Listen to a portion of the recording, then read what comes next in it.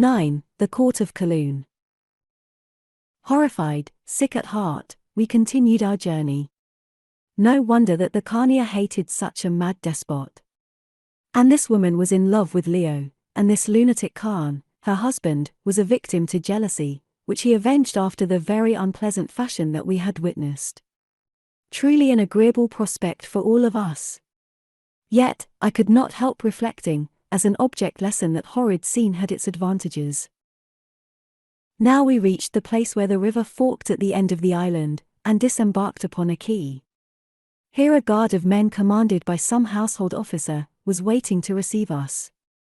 They led us through a gate in the high wall, for the town was fortified, up a narrow, stone-paved street which ran between houses apparently of the usual Central Asian type, and, so far as I could judge by moonlight, with no pretensions to architectural beauty, and not large in size. Clearly our arrival was expected and excited interest, for people were gathered in knots about the street to watch us pass, also at the windows of the houses and even on their flat roofs. At the top of the long street was a sort of marketplace, crossing which, accompanied by a curious crowd who made remarks about us that we could not understand, we reached a gate in an inner wall. Here we were challenged, but at a word from Simbri it opened, and we passed through to find ourselves in gardens. Following a road or drive, we came to a large, rambling house or palace, surmounted by high towers and very solidly built of stone in a heavy, bastard Egyptian style. Beyond its doorway we found ourselves in a courtyard surrounded by a kind of veranda from which short passages led to different rooms. Down one of these passages we were conducted by the officer to an apartment, or rather a suite, consisting of a sitting and 2 bedchambers, which were panelled, richly furnished in rather barbaric fashion, and well lighted with primitive oil lamps. Here Simbri left us, saying that the officer would wait in the outer room to conduct us to the dining hall as soon as we were ready. Then we entered the bedchambers, where we found servants, or slaves, quiet-mannered, obsequious men. These valets changed our footgear, and taking off our heavy travelling robes, replaced them with others fashioned like civilized frock coats, but made of some white material and trimmed with a beautiful ermine fur. Having dressed us in these, they bowed to show that our toilette was finished, and led us to the large outer room where the officer awaited us. He conducted us through several other rooms, all of them spacious and apparently unoccupied, to a great hall lit with many lamps and warmed, for the nights were still cold, with large peat fires.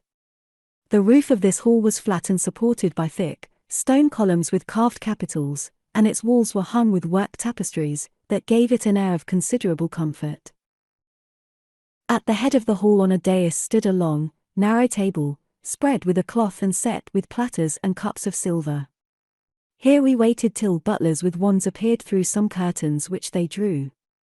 Then came a man beating a silver gong, and after him a dozen or more courtiers, all dressed in white robes like ourselves, followed by perhaps as many ladies, some of them young and good-looking, and for the most part of a fair type, with well-cut features, though others were rather yellow-skinned. They bowed to us and we to them. Then there was a pause while we studied one another, till a trumpet blew, and heralded by footmen in a kind of yellow livery, 2 figures were seen advancing down the passage beyond the curtains, preceded by the Shaman Simbri and followed by other officers. They were the Khan and the Khania of Kaloon. No one looking at this Khan as he entered his dining hall clad in festal white attire would have imagined him to be the same raving human brute whom we had just seen urging on his devilish hounds to tear a fellow creature and a helpless horse to fragments and devour them. Now he seemed a heavy, loutish man, very strongly built and not ill-looking, but with shifty eyes, evidently a person of dulled intellect, whom one would have thought incapable of keen emotions of any kind. The Khania need not be described. She was as she had been in the chambers of the gate, only more weary-looking. Indeed, her eyes had a haunted air, and it was easy to see that the events of the previous night had left their mark upon her mind.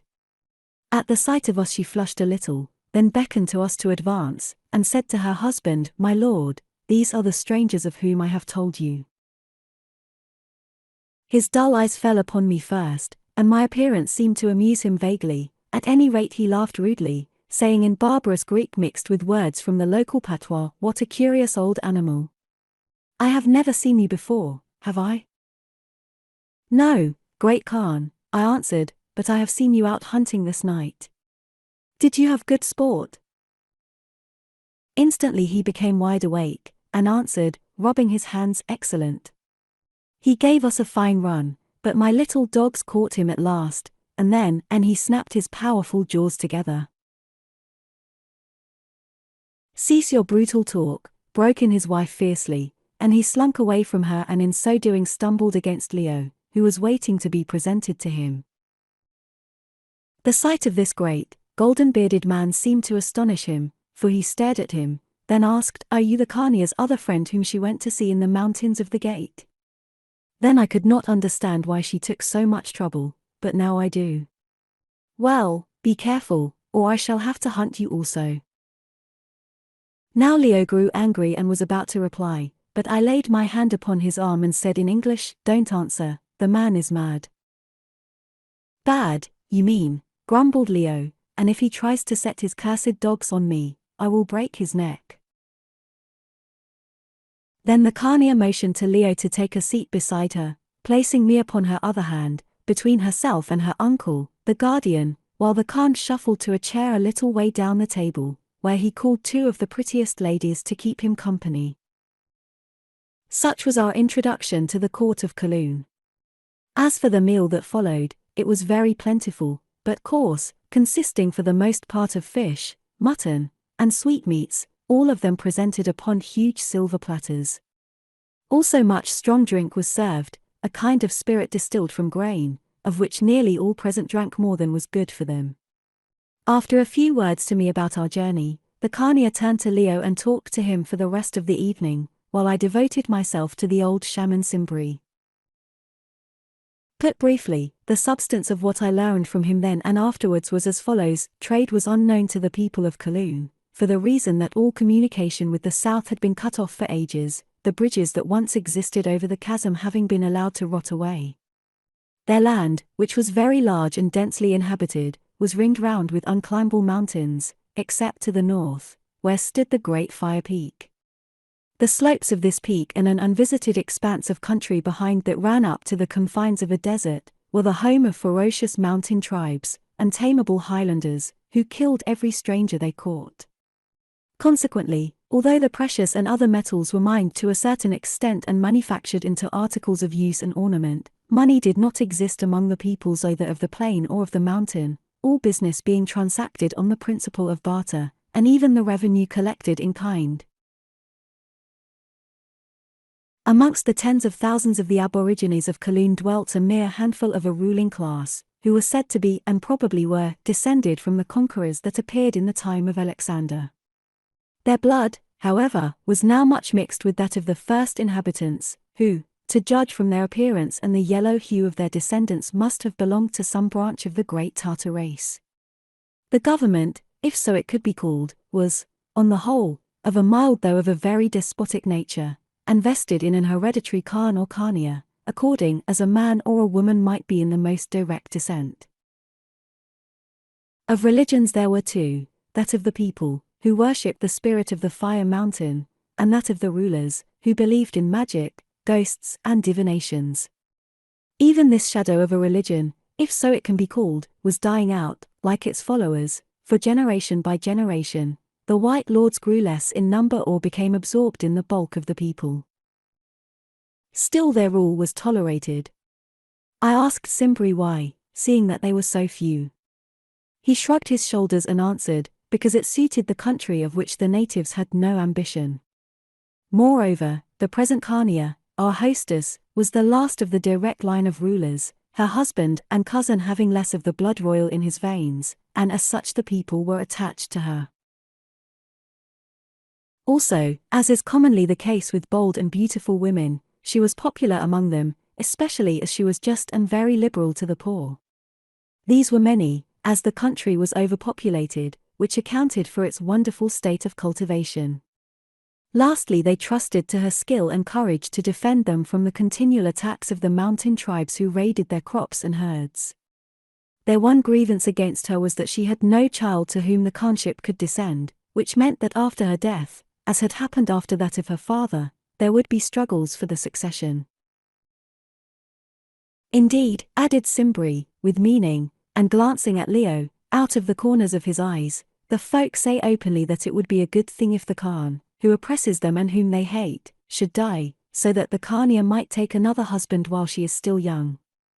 Although he is mad, he knows this, and that is why he is so jealous of any lord who looks at her, as, friend Holly, you saw tonight.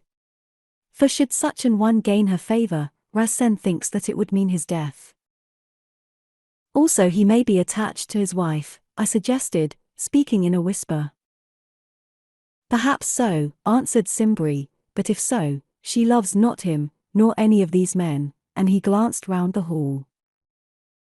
Certainly they did not look lovable, for by this time most of them were half drunk, while even the women seemed to have taken as much as was good for them. The Khan himself presented a sorry spectacle, for he was leaning back in his chair, shouting something about his hunting, in a thick voice. The arm of one of his pretty companions was round his neck, while the other gave him to drink from a gold cup, some of the contents of which had been spilt down his white robe. Just then Atene looked round and saw him, and an expression of hatred and contempt gathered on her beautiful face.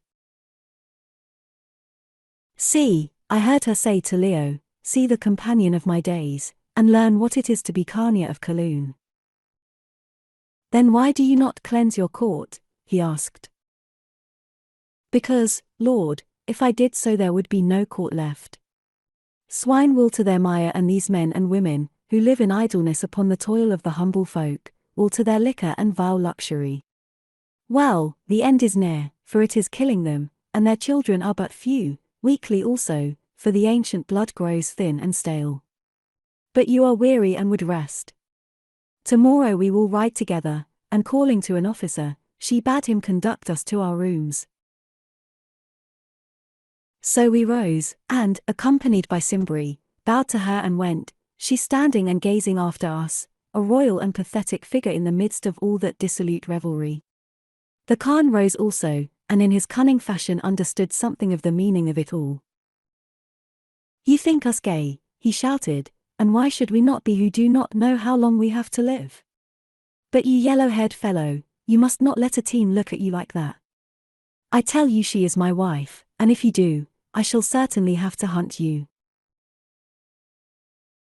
At this drunken sally the courtiers roared with laughter, but taking Leo by the arm Simbri hurried him from the hall. Friend, said Leo, when we were outside, it seems to me that this Khan of yours threatens my life. Have no fear, Lord, answered the guardian, so long as the Khania does not threaten it you are safe. She is the real ruler of this land, and I stand next to her.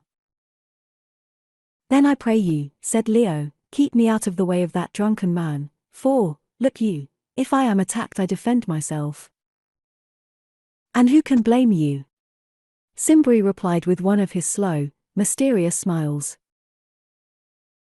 Then we parted, and having placed both our beds in one chamber, slept soundly enough, for we were very tired, till we were awakened in the morning by the baying of those horrible death-hounds, being fed, I suppose, in a place nearby.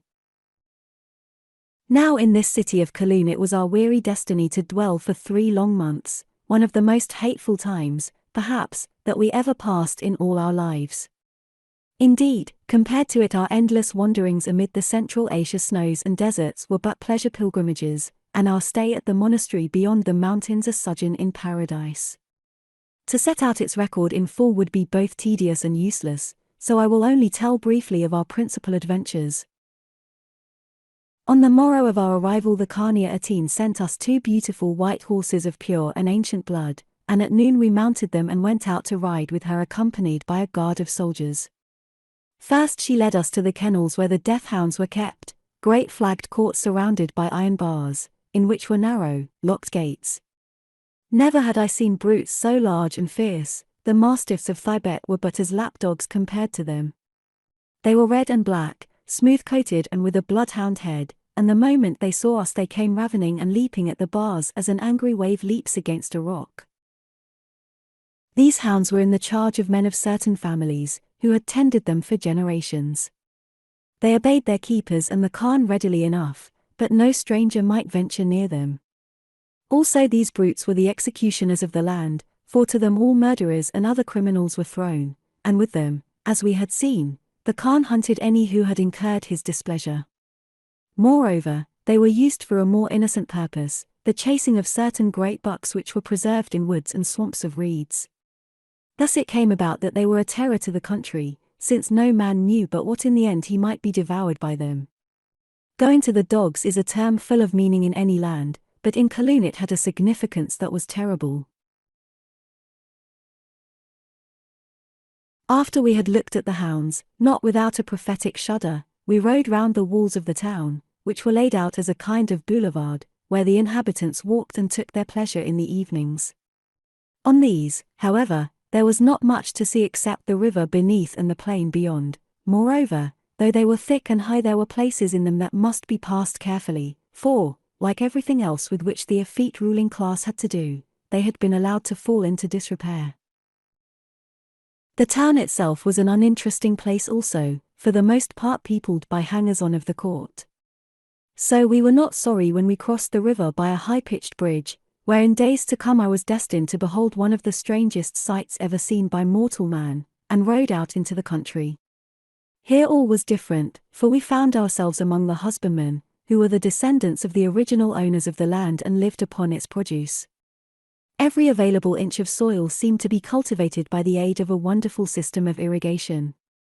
Indeed, water was lifted to levels where it would not flow naturally, by means of wheels turned with mules, or even in some places carried up by the women, who bore poles on their shoulders to which were balanced buckets.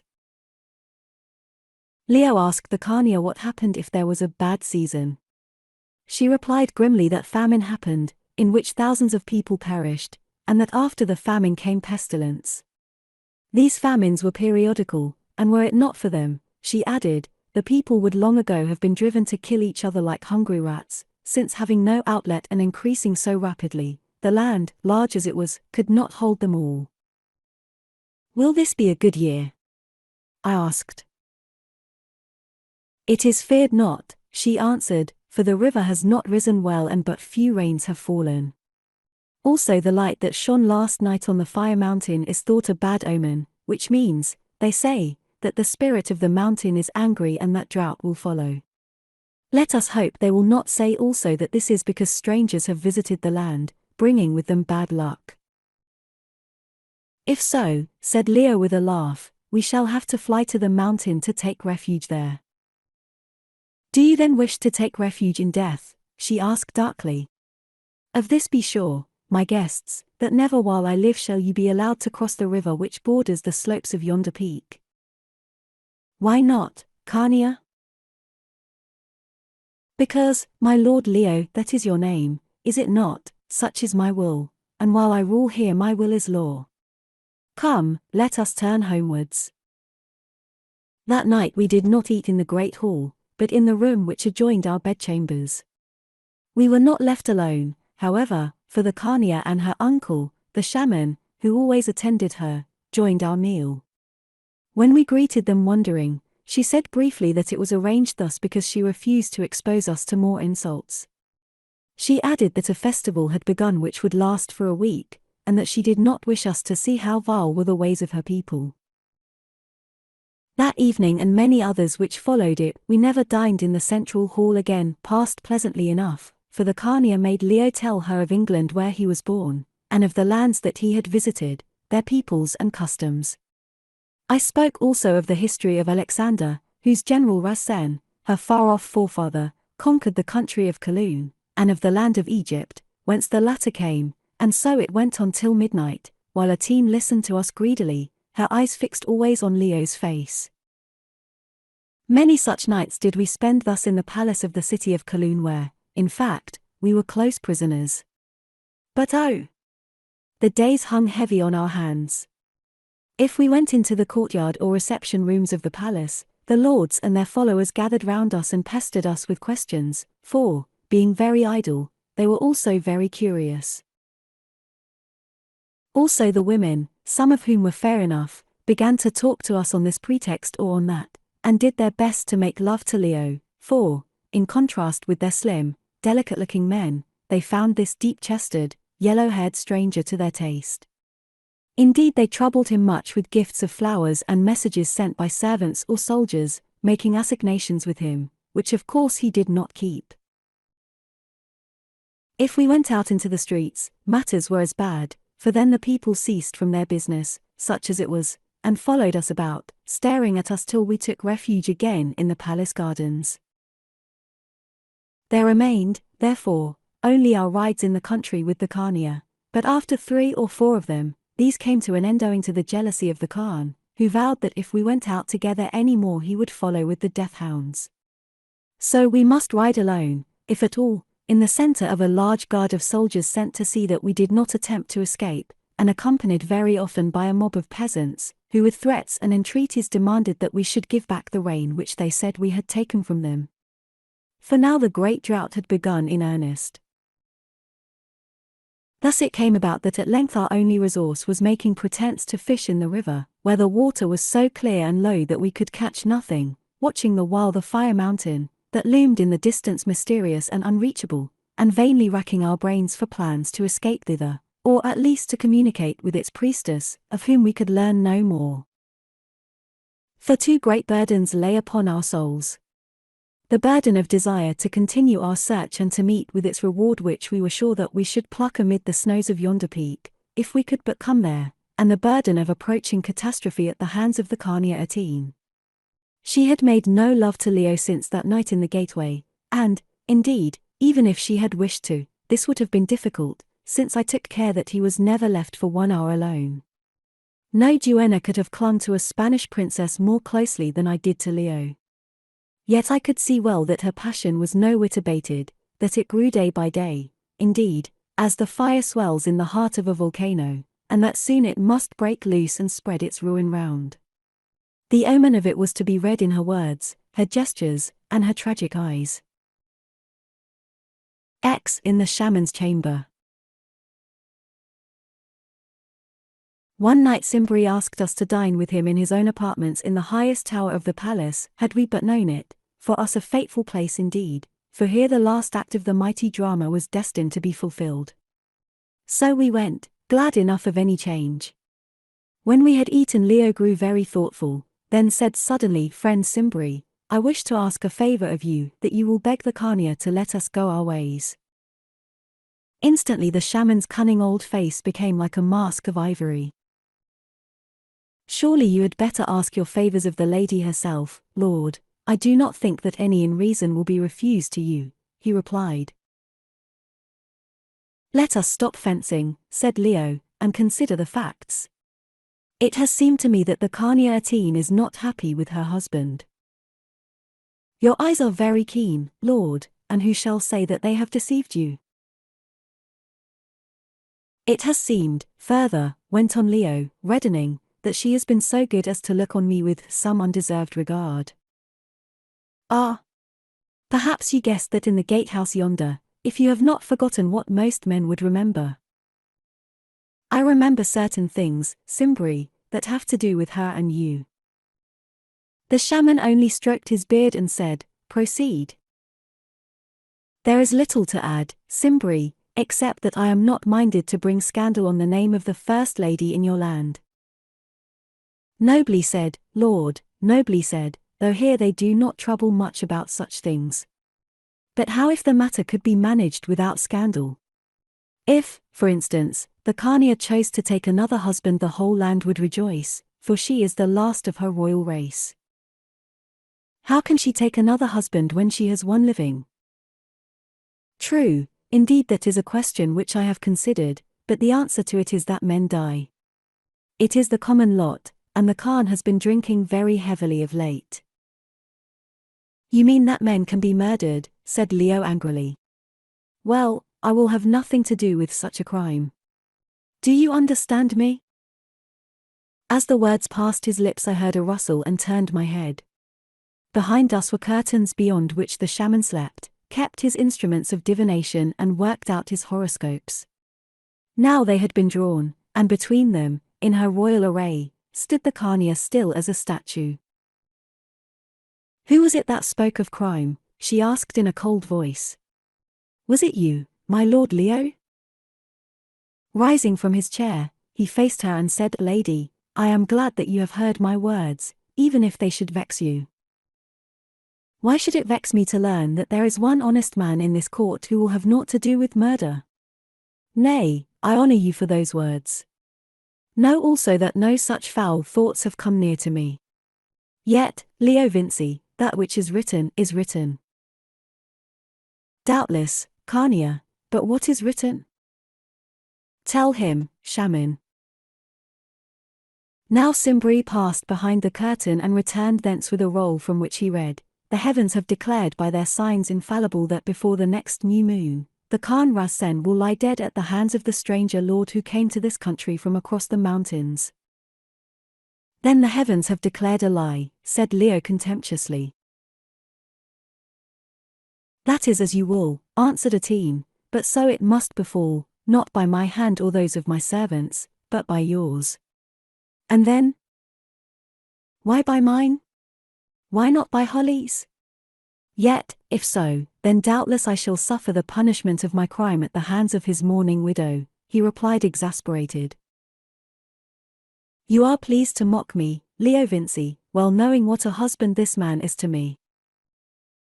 Now I felt that the crisis had come, and so did Leo, for he looked her in the face and said, "Speak on, lady, say all you wish, perhaps it will be better for us both." "I obey you, Lord.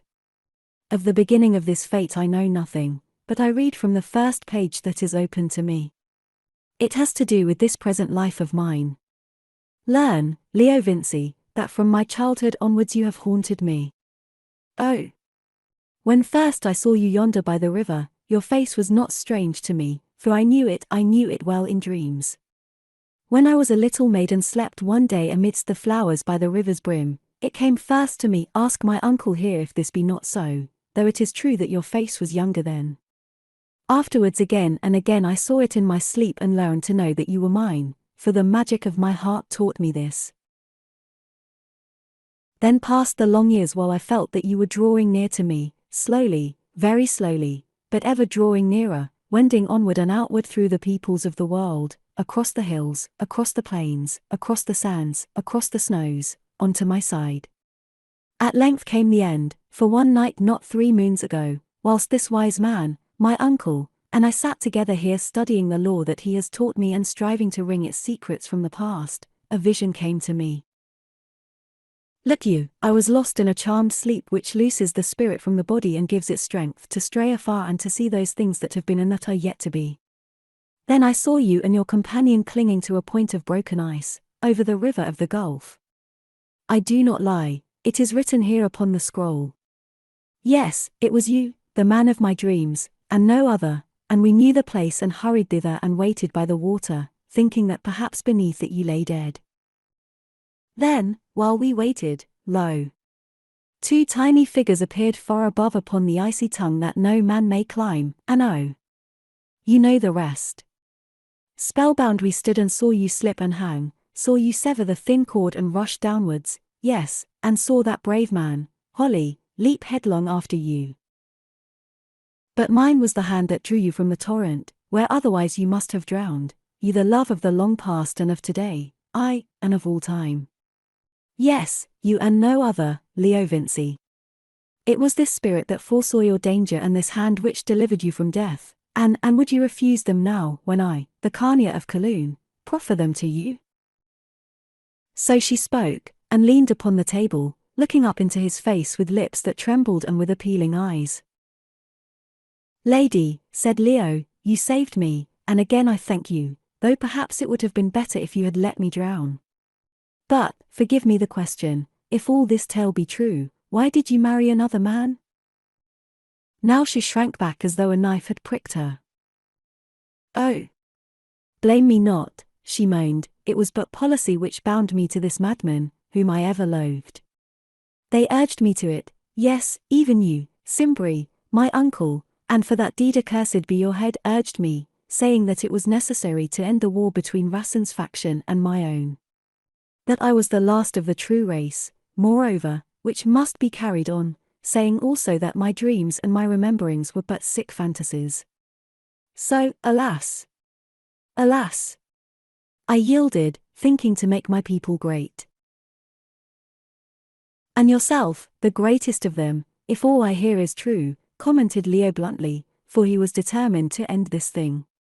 Well, I do not blame you, Carnia, although now you tell me that I must cut a knot you tied by taking the life of this husband of your own choice, for so forsooth it is decreed by fate, that fate which you have shaped. Yes, I must do what you will not do, and kill him. Also your tale of the decree of the heavens and of that vision which led you to the precipice to save us is false. Lady, you met me by the river because the mighty Hesea, the spirit of the mountain, so commanded you. How know you that? Atene said, springing up and facing him, while the jaw of old Cimbri dropped and the eyelids blinked over his glazed eyes. In the same way that I know much else. Lady, it would have been better if you had spoken all the truth. Now Atene's face went ashen and her cheeks sank in. Who told you? She whispered. Was it you, magician? And she turned upon her uncle like a snake about to strike. Oh. If so, be sure that I shall learn it, and though we are of one blood and have loved each other, I will pay you back in agony. Atene, Cimbri broke in, holding up his claw-like hands, you know well it was not I. Then it was you, you ape-faced wanderer, you messenger of the evil gods. Oh. Why did I not kill you at the first? Well, that fault can be remedied. Lady, I said blandly, am I also a magician? Aye, she answered, I think that you are, and that you have a mistress who dwells in fire. Then, Carnia, I said, such servants and such mistresses are ill to meddle with. Say, what answer has the Hesea sent to your report of our coming to this land? Listen, broke in Leo before she could reply. I go to ask a certain question of the oracle on yonder mountain peak. With your will or without it I tell you that I go, and afterwards you can settle which is the stronger, the Carnia of Kaloon or the Hesea of the House of Fire. Atene listened and for a while stood silent, perhaps because she had no answer. Then she said with a little laugh, is that your will? Well, I think that yonder are none whom you would wish to wed. There is fire and to spare, but no lovely, shameless spirit haunts it to drive men mad with evil longings, and as though at some secret thought, a spasm of pain crossed her face and caught her breath. Then she went on in the same cold voice, wanderers, this land has its secrets, into which no foreigner must pry. I say to you yet again that while I live you set no foot upon that mountain. Know also, Leo Vinci, I have bared my heart to you, and I have been told in answer that this long quest of yours is not for me, as I was sure in my folly, but, as I think, for some demon wearing the shape of woman, whom you will never find. Now I make no prayer to you, it is not fitting, but you have learned too much. Therefore, consider well tonight and before next sundown answer. Having offered, I do not go back, and tomorrow you shall tell me whether you will take me when the time comes, as come it must, and rule this land and be great and happy in my love, or whether, you and your familiar together, you will die. Choose then between the vengeance of Atene and her love, since I am not minded to be mocked in my own land as a wanton who sought a stranger and was refused. Slowly, in an intense whisper she spoke the words, that fell one by one from her lips like drops of blood from a death wound, and there followed silence. Never shall I forget the scene. There the old wizard watched us through his horny eyes, that blinked like those of some night bird. There stood the imperial woman in her royal robes, with icy rage written on her face and vengeance in her glance. There, facing her, was the great form of Leo, quiet, alert, determined, holding back his doubts and fears with the iron hand of will. And there to the right was I, noting all things and wondering how long I, the familiar, who had earned Atene's hate, would be left alive upon the earth. Thus we stood, watching each other, till suddenly I noted that the flame of the lamp above us flickered and felt a draught strike upon my face. Then I looked round, and became aware of another presence. For yonder in the shadow showed the tall form of a man. See! It shambled forward silently, and I saw that its feet were naked. Now it reached the ring of the lamplight and burst into a savage laugh. It was the Khan.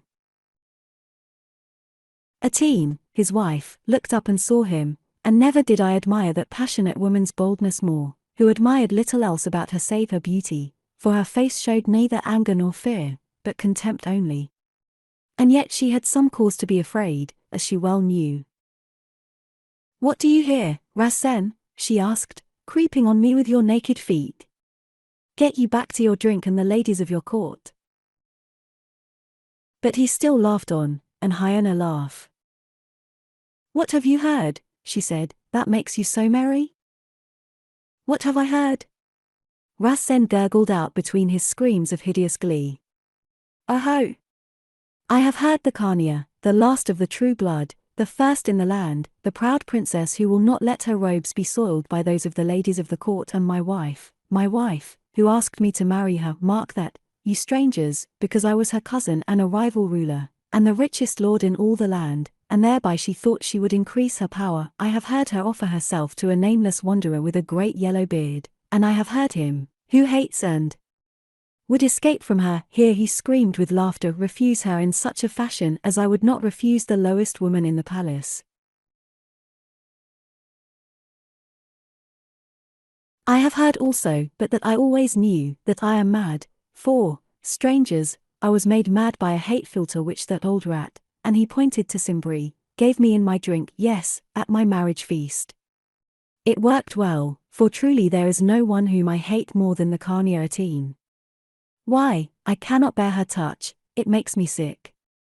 I loathe to be in the same room with her, she taints the air, there is a smell of sorceries about her. It seems that it takes you thus also, Yellowbeard. Well, if so, ask the old rat for a love drink, he can mix it, and then you will think her sweet and sound and fair, and spend some few months jollily enough. Man, don't be a fool, the cup that is thrust into your hands looks goodly. Drink, drink deep. You'll never guess the liquor's bad till tomorrow, though it be mixed with a husband's poisoned blood," and again Rasen screamed in his unholy mirth. To all these bitter insults, venomed with the sting of truth, Atene listened without a word. Then, she turned to us and bowed. "My guests," she said, "I pray you pardon me for all I cannot help. You have strayed to a corrupt and evil land, and there stands its crown and flower. Khan Rasen, your doom is written, and I do not hasten it, because once for a little while we were near to each other, though you have been naught to me for this many a year save a snake that haunts my house. Were it otherwise, the next cup you drank should still your madness, and that vile tongue of yours which gives its venom voice. My uncle, come with me. Your hand, for I grow weak with shame and woe." The old shaman hobbled forward, but when he came face to face with the Khan he stopped and looked him up and down with his dim eyes. Then he said, "Rasen, I saw you born, the son of an evil woman, and your father none knew but I. The flame flared that night upon the fire mountain, and the stars hid their faces, for none of them would own you, no, not even those of the most evil influence. I saw you wed and rise drunken from your marriage feast, your arm about a wanton's neck. I have seen you rule, wasting the land for your cruel pleasure, turning the fertile fields into great parks for your game, leaving those who tilled them to starve upon the road or drown themselves in ditches for very misery. And soon I shall see you die in pain and blood, and then the chain will fall from the neck of this noble lady whom you revile, and another more worthy shall take your place and rear up children to fill your throne, and the land shall have rest again." Now I listened to these words, and none who did not hear them can guess the fearful bitterness with which they were spoken, expecting every moment that the Khan would draw the short sword at his side and cut the old man down. But he did not, he cowered before him like a dog before some savage master, the weight of whose whip he knows. Yes, answering nothing, he shrank into the corner and cowered there, while Simbri, taking Atene by the hand, went from the room. At its massive, iron-bound door he turned and pointing to the crouching figure with his staff, said, "Khan Rasen, I raised you up, and now I cast you down. Remember me when you lie dying in blood and pain." Their footsteps died away, and the Khan crept from his corner, looking about him furtively. "Have that rat and the other gone?" he asked of us, wiping his damp brow with his sleeve, and I saw that fear had sobered him and that for a while the madness had left his eyes.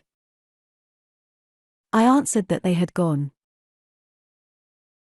You think me a coward, he went on passionately, and it is true, I am afraid of him and her, as you, Yellowbeard, will be afraid when your turn comes.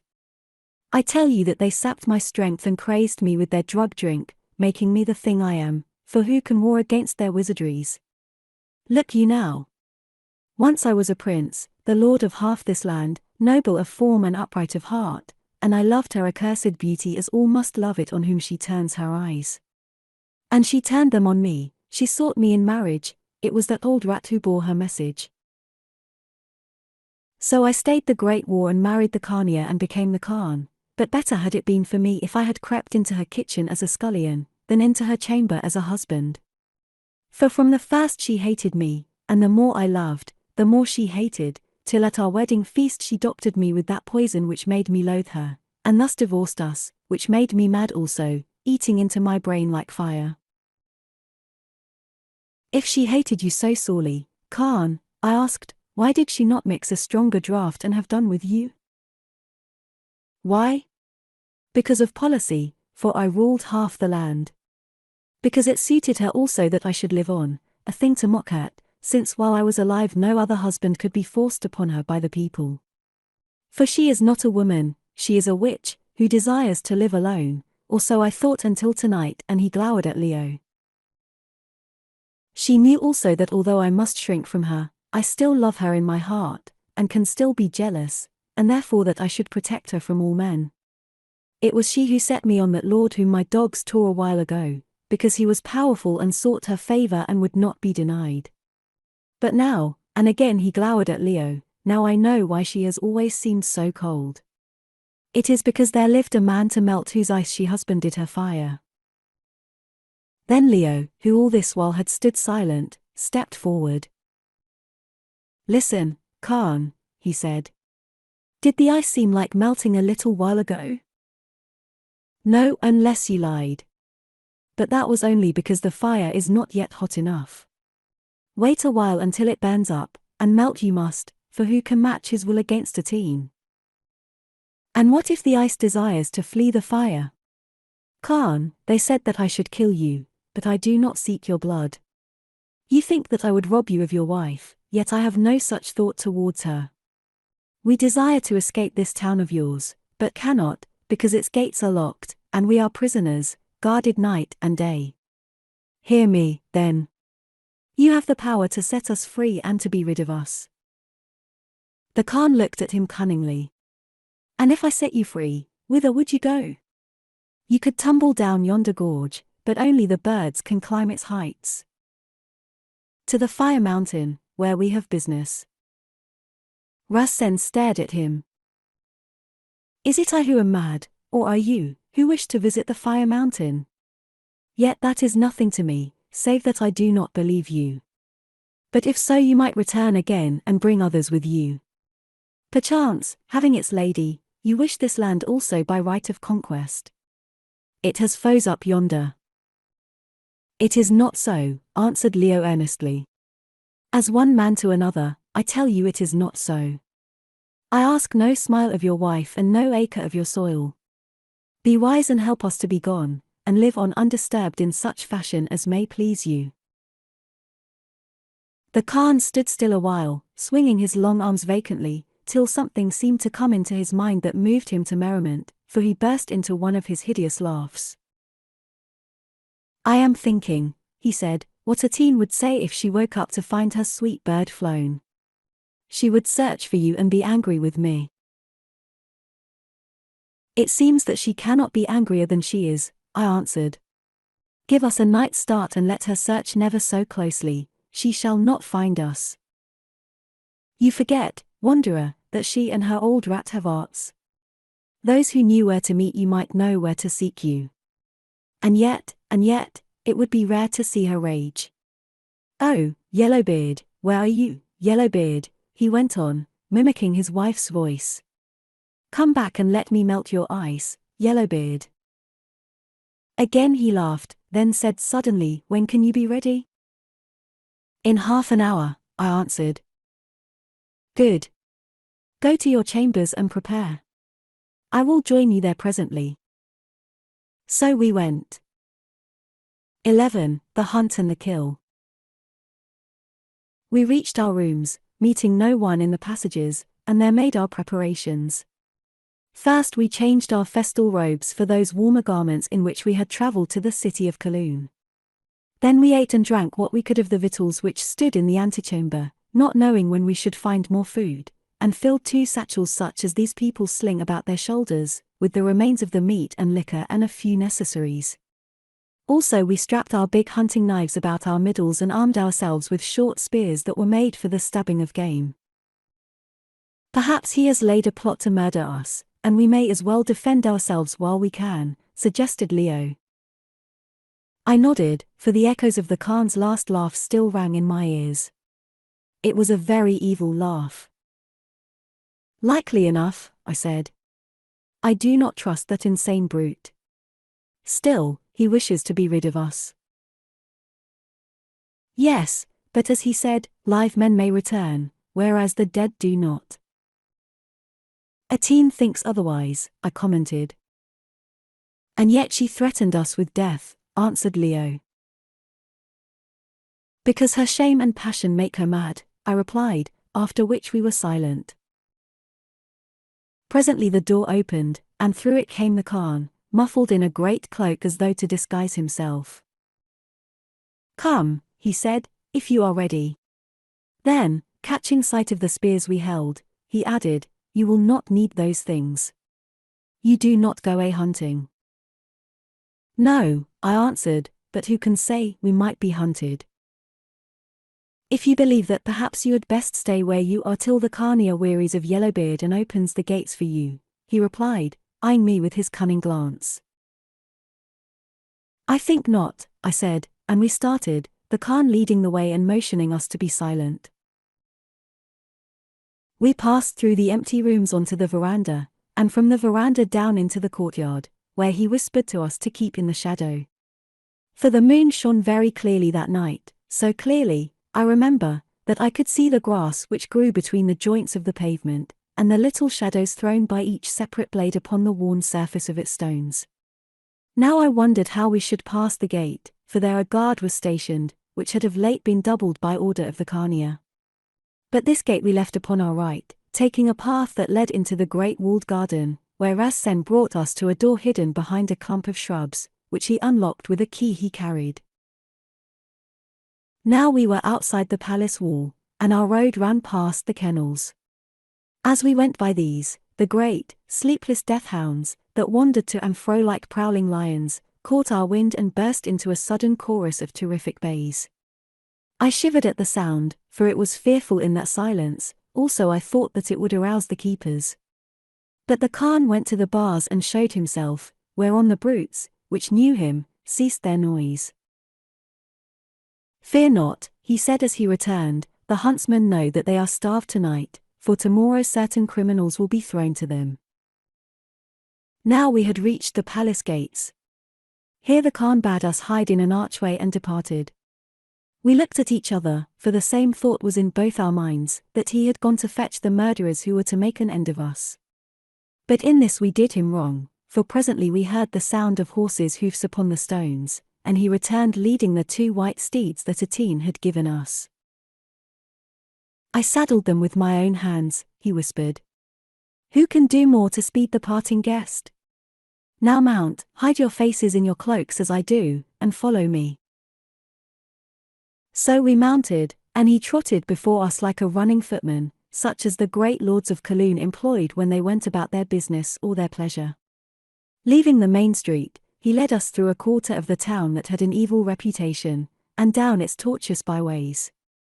Here we met a few revellers, while from time to time nightbirds flitted from the doorways and, throwing aside their veils, looked at us, but as we made no sign drew back again, thinking that we passed to some assignation. We reached the deserted docks upon the river's edge and came to a little quay, alongside of which a broad ferry boat was fastened. You must put your horses into it and row across, Rassen said, for the bridges are guarded, and without discovering myself I cannot bid the soldiers to let you pass. So with some little trouble we urged the horses into the boat, where I held them by their bridles while Leo took the oars. "Now go your ways, accursed wanderers," cried the Khan as he thrust us from the quay, "and pray the spirit of the mountain that the old rat and his pupil, your love, Yellowbeard, your love, are not watching you in their magic glass. For if so we may meet again." Then as the stream caught us, sweeping the boat out towards the center of the river, he began to laugh that horrible laugh of his, calling after us, ride fast for safety, strangers, there is death behind." Leo put out his strength and backed water, so that the punt hung upon the edge of the stream. "I think that we should do well to land again and kill that man, for he means mischief," he said.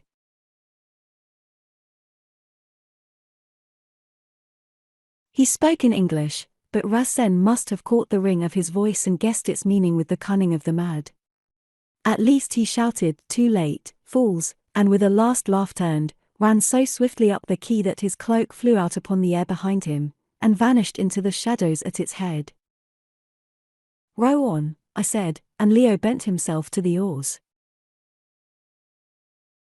But the ferryboat was cumbersome and the current swift, so that we were swept down a long way before we could cross it. At length we reached still water near the further shore, and seeing a landing place, managed to beach the punt and to drag our horses to the bank. Then leaving the craft to drift, for we had no time to scuttle her, we looked to our girths and bridles, and mounted, heading towards the far column of glowing smoke which showed like a beacon above the summit of the House of Fire. At first our progress was very slow, for here there seemed to be no path, and we were obliged to pick our way across the fields, and to search for bridges that spanned such of the water ditches as were too wide for us to jump. More than an hour was spent in this work, till we came to a village wherein none were stirring, and here struck a road which seemed to run towards the mountain, though, as we learned afterwards, it took us very many miles out of our true path. Now for the first time we were able to canter, and pushed on at some speed, though not too fast, for we wished to spare our horses and feared lest they might fall in the uncertain light. A while before dawn the moon sank behind the mountain, and the gloom grew so dense that we were forced to stop, which we did, holding the horses by their bridles and allowing them to graze a little on some young corn. Then the sky turned grey, the light faded from the column of smoke that was our guide, the dawn came, blushing red upon the vast snows of the distant peak, and shooting its arrows through the loop above the pillar. We let the horses drink from a channel that watered the corn, and, mounting them, rode onward slowly. Now with the shadows of the night a weight of fear seemed to be lifted off our hearts and we grew hopeful, aye, almost joyous. That hated city was behind us. Behind us were the Khania with her surging, doom-driven passions and her stormy loveliness, the wizardries of her horny-eyed mentor, so old in years and secret sin, and the madness of that strange being, half devil, half martyr, at once cruel and a coward, the Khan, her husband, and his polluted court. In front lay the fire, the snow and the mystery they hid, sought for so many empty years. Now we would solve it or we would die. So we pressed forward joyfully to meet our fate, whatever it might be. For many hours our road ran deviously through cultivated land, where the peasants at their labor laid down their tools and gathered into knots to watch us pass, and quaint, flat-roofed villages, whence the women snatched up their children and fled at the sight of us. They believed us to be lords from the court who came to work them some harm in person or in property, and their terror told us how the country smarted beneath the rod of the oppressor. By midday, although the peak seemed to be but little nearer, the character of the land had changed. Now it sloped gently upwards, and therefore could not be irrigated. Evidently all this great district was dependent on the fall of timely rains, which had not come that spring. Therefore, although the population was still dense and every rod of the land was under the plough or spade, the crops were failing. It was pitiful to see the green, uneared corn already turning yellow because of the lack of moisture, the beasts searching the starved pastures for food and the poor husbandmen wandering about their fields or striving to hoe the iron soil. Here the people seemed to know us as the two foreigners whose coming had been noised abroad, and, the fear of famine having made them bold, they shouted at us as we went by to give them back the rain which we had stolen, or so we understood their words. Even the women and the children in the villages prostrated themselves before us, pointing first to the mountain and then to the hard, blue sky, and crying to us to send them rain. Once, indeed, we were threatened by a mob of peasants armed with spades and reaping hooks, who seemed inclined to bar our path, so that we were obliged to put our horses to a gallop and pass through them with a rush.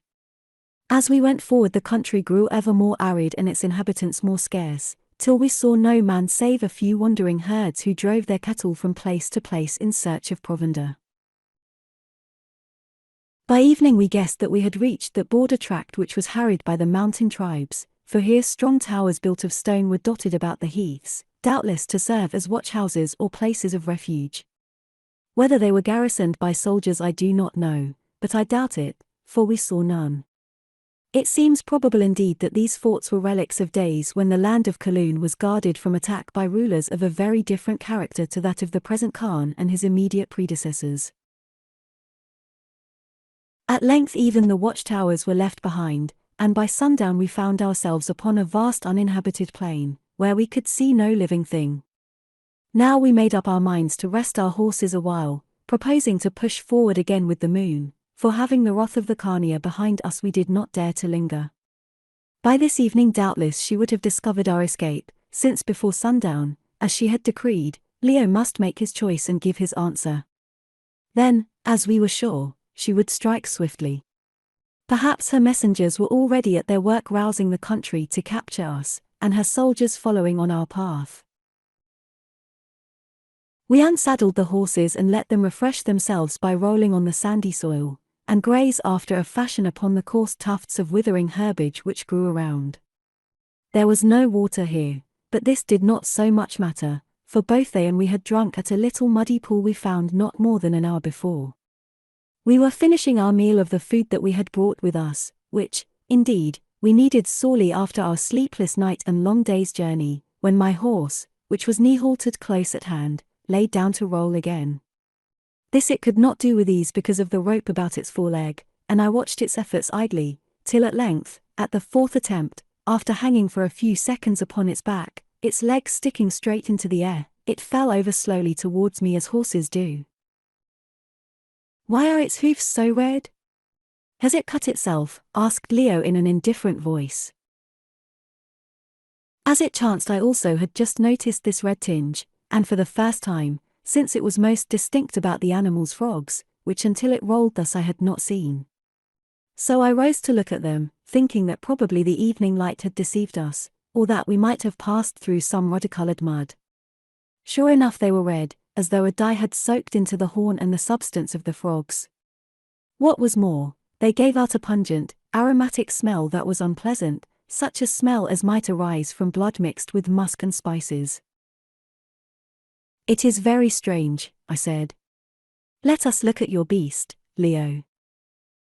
So we did, and found that its hoofs had been similarly treated.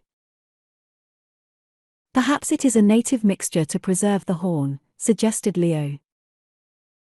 I thought a while, then a terrible idea struck me. "I don't want to frighten you," I said, "but I think that we had better saddle up and get on." "Why?" he asked. "Because I believe that villain of a Khan has doctored our horses." "What for?" "To make them go lame."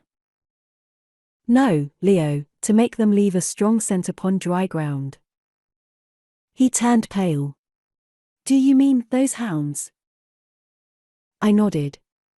Then, wasting no more time in words, we saddled up in frantic haste. Just as I fastened the last strap of my saddle I thought that a faint sound reached my ear. "Listen," I said. Again it came, and now there was no doubt about it. It was the sound of baying dogs. "By heaven! The death hounds," said Leo. "Yes," I answered quietly enough, for at this crisis my nerves hardened and all fear left me. "Our friend the Khan is out hunting." That is why he laughed. "What shall we do?" asked Leo. "Leave the horses." I looked at the peak. Its nearest flanks were miles and miles away. Time enough to do that when we are forced. We can never reach that mountain on foot, and after they had run down the horses, they would hunt us by spoor or gaze. No, man, riders you never rode before. We sprang to our saddles, but before we gave rein I turned and looked behind me. It will be remembered that we had ridden up a long slope which terminated in a ridge, about 3 miles away, the border of the great plain whereon we stood. Now the sun had sunk behind that ridge so that although it was still light the plain had fallen into shadow. Therefore, while no distant object could be seen upon the plain, anything crossing the ridge remained visible enough in that clear air, at least to persons of keen sight. This is what we saw. Over the ridge poured a multitude of little objects, and amongst the last of these galloped a man mounted on a great horse, who led another horse by the bridle. "All the pack are out," said Leo grimly, "and Rassen has brought a second mount with him. Now I see why he wanted us to leave the spears, and I think," he shouted as we began to gallop, "that before all is done the shaman may prove himself a true prophet." Away we sped through the gathering darkness, heading straight for the peak. While we went I calculated our chances. Our horses, as good as any in the land, were still strong and fresh, for although we had ridden far we had not overpressed them, and their condition was excellent. But doubtless the death hounds were fresh also, for, meaning to run us down at night when he thought that he might catch us sleeping, Rassen would have brought them along easily, following us by inquiry among the peasants and only laying them on our spoor after the last village had been left behind. Also he had 2 mounts, and for aught we knew, though afterwards this proved not to be the case, for he wished to work his wickedness alone and unseen, he might be followed by attendants with relays. Therefore it would appear that unless we reached some place whither he did not dare to follow, before him, that is the slopes of the peak many miles away, he must run us down. There remained the chance also that the dogs would tire and refuse to pursue the chase. This, however, seemed scarcely probable, for they were extraordinarily swift and strong, and so savage that when once they had scented blood, in which doubtless our horses' hoofs were steeped, they would fall dead from exhaustion sooner than abandon the trail. Indeed, both the Carnier and Cimbri had often told us as much. Another chance, they might lose the scent, but seeing its nature, again this was not probable. Even an English pack will carry the trail of a red herring breast high without a fault for hours, and here was something stronger, a cunning compound of which the telltale odor would hold for days. A last chance. If we were forced to abandon our horses, we, their riders, might possibly escape, could we find any place to hide in on that great plain. If not, we should be seen as well as scented, and then no, the odds were all against us. But so they had often been before. Meanwhile we had 3 miles start, and perhaps help would come to us from the mountain, some help unforeseen. So we set our teeth and sped away like arrows while the light lasted. Very soon it failed, and whilst the moon was hidden behind the mountains the night grew dark. Now the hounds gained on us, for in the gloom, which to them was nothing, we did not dare to ride full speed, fearing lest our horses should stumble and lame themselves, or fall. Then it was for the second time since we had dwelt in this land of Kaloon that of a sudden the fire flamed upon the peak. When we had seen it before, it had appeared to flash across the heavens in one great lighthouse ray, concentrated through the loop above the pillar, and there this night also the ray ran far above us like a lance of fire. But now that we were nearer to its fount we found ourselves bathed in a soft, mysterious radiance like that of the phosphorescence on a summer sea, reflected downwards perhaps from the clouds and massy rock roof of the column loop and diffused by the snows beneath. This unearthly glimmer, faint as it was, helped us much, indeed but for it we must have been overtaken, for here the ground was very rough, full of holes also made by burrowing marmots. Thus in our extremity help did come to us from the mountain, until at length the moon rose, when as quickly as they had appeared the volcanic fires vanished, leaving behind them nothing but the accustomed pillar of dull red smoke. It is a commonplace to speak of the music of hounds at chase, but often I have wondered how that music sounds in the ears of the deer or the fox fleeing for its life. Now, when we filled the place of the quarry, it was my destiny to solve this problem, and I assert with confidence that the progeny of Earth can produce no more hideous noise. It had come near to us, and in the desolate silence of the night the hellish harmonies of its volumes seemed terrific, yet I could discern the separate notes of which it was composed, especially one deep, bell-like bay. I remembered that I had heard this bay when we sat in the boat upon the river and saw that poor noble done to death for the crime of loving the carnea. As the hunt passed us then I observed that it burst from the throat of the leading hound, a huge brute, red in colour, with a coal-black ear, fangs that gleamed like ivory, and a mouth which resembled a hot oven. I even knew the name of the beast, for afterwards the Khan, whose peculiar joy it was, had pointed it out to me. He called it Master, because no dog in the pack dared fight it, and told me that it could kill an armed man alone. Now, as its baying warned us, Master was not half a mile away. The coming of the moonlight enabled us to gallop faster, especially as here the ground was smooth, being covered with a short, dry turf, and for the next 2 hours we gained upon the pack. Yes, it was only 2 hours, or perhaps less, but it seemed a score of centuries. The slopes of the peak were now not more than 10 miles ahead, but our horses were giving out at last. They had borne us nobly, poor beasts, though we were no lightweights, yet their strength had its limits. The sweat ran from them, their sides panted like bellows, they breathed in gasps, they stumbled and would scarcely answer to the flogging of our spear shafts. Their gallop sank to a jolting canter, and I thought that soon they must come to a dead stop. We crossed the brow of a gentle rise, from which the ground, that was sprinkled with bush and rocks, sloped downwards to where, some miles below us, the river ran, bounding the enormous flanks of the mountain. When we had travelled a little way down this slope we were obliged to turn in order to pass between two heaps of rock, which brought us side on to its brow. And there, crossing it not more than 300 yards away, we saw the pack. There were fewer of them now, doubtless many had fallen out of the hunt, but many still remained. Moreover, not far behind them rode the Khan, though his second mount was gone, or more probably he was riding it, having galloped the first to a standstill. Our poor horses saw them also, and the sight lent them wings, for all the while they knew that they were running for their lives. This we could tell from the way they quivered whenever the baying came near to them, not as horses tremble with the pleasurable excitement of the hunt, but in an extremity of terror, as I have often seen them do when a prowling tiger roars close to their camp. On they went as though they were fresh from the stable, nor did they fail again until another 4 miles or so were covered and the river was but a little way ahead, for we could hear the rush of its waters. Then slowly but surely the pack overtook us.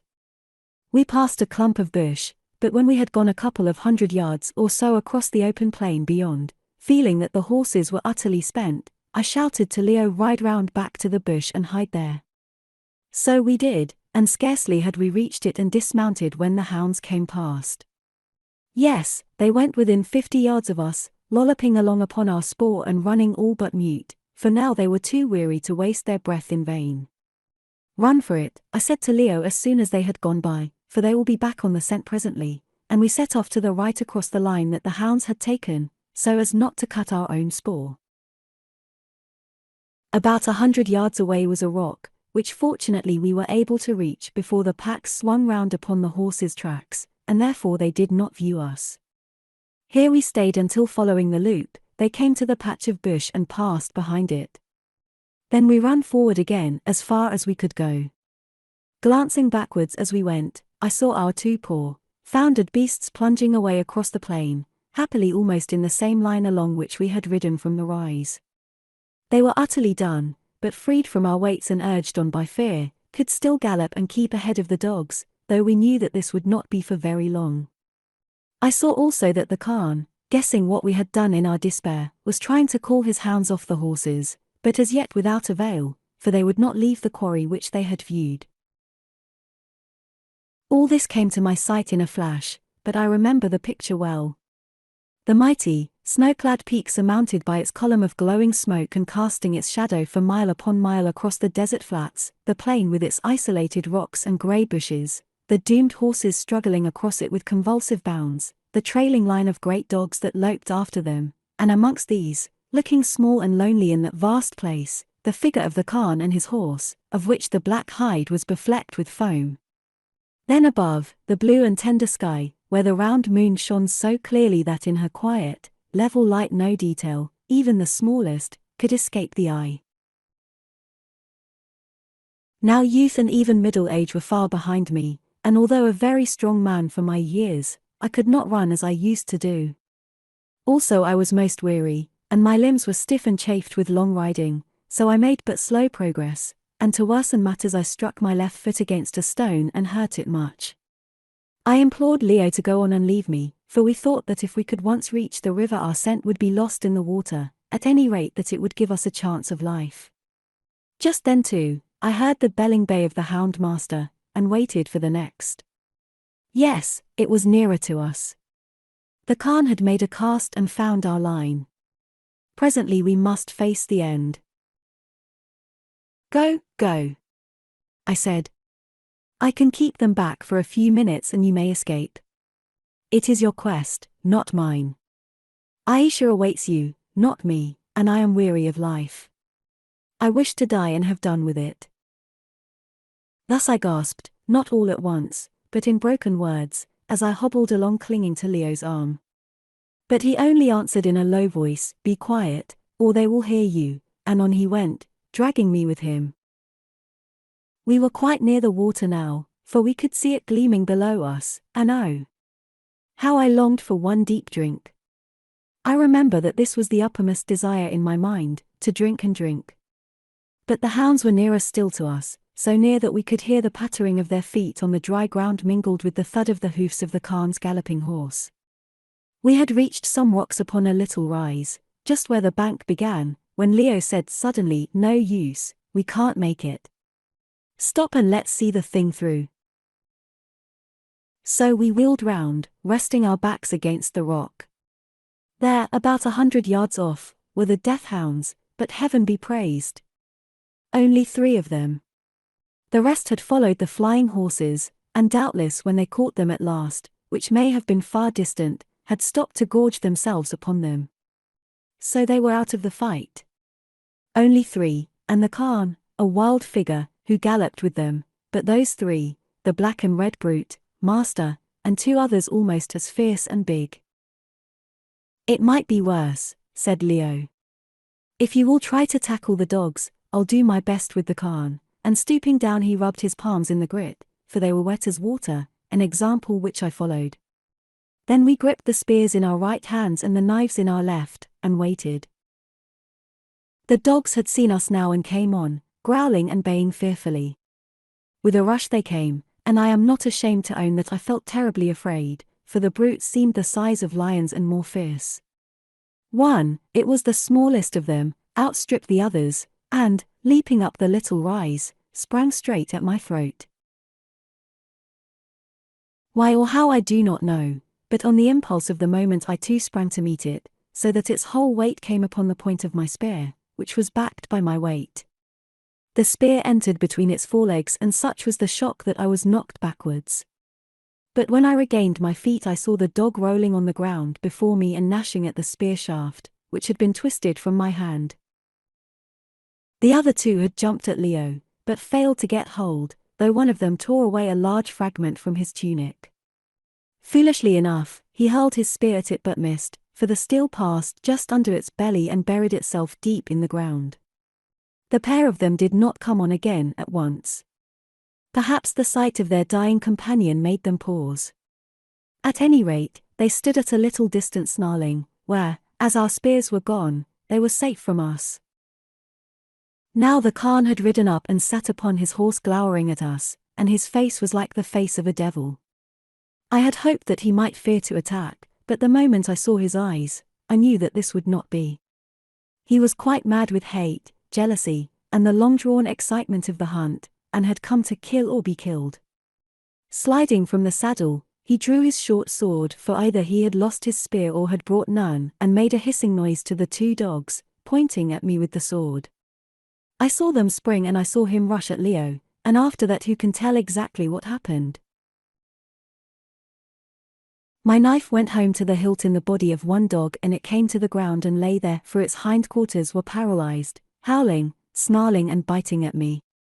But the other, the fiend called Master, got me by the right arm beneath the elbow, and I felt my bones crack in its mighty jaws, and the agony of it, or so I suppose, caused me to drop the knife, so that I was weaponless. The brute dragged me from the rock and began to shake and worry me, although I kicked it in the stomach with all my strength. I fell to my knees and, as it chanced, my left hand came upon a stone of about the size of a large orange, which I gripped. I gained my feet again and pounded at its skull with the stone, but still it did not leave go, and this was well for me, for its next hold would have been on my throat. We twisted and tumbled to and fro, man and dog together. At one turn I thought that I saw Leo and the Khan rolling over and over each other upon the ground, at another, that he, the Khan, was sitting against a stone looking at me, and it came into my mind that he must have killed Leo and was watching while the dog worried me to death. Then just as things began to grow black, something sprang forward and I saw the huge hound lifted from the earth. Its jaws opened, my arm came free and fell against my side. Yes! The brute was whirling round in the air. Leo held it by its hind legs and with all his great strength whirled it round and round. Thud!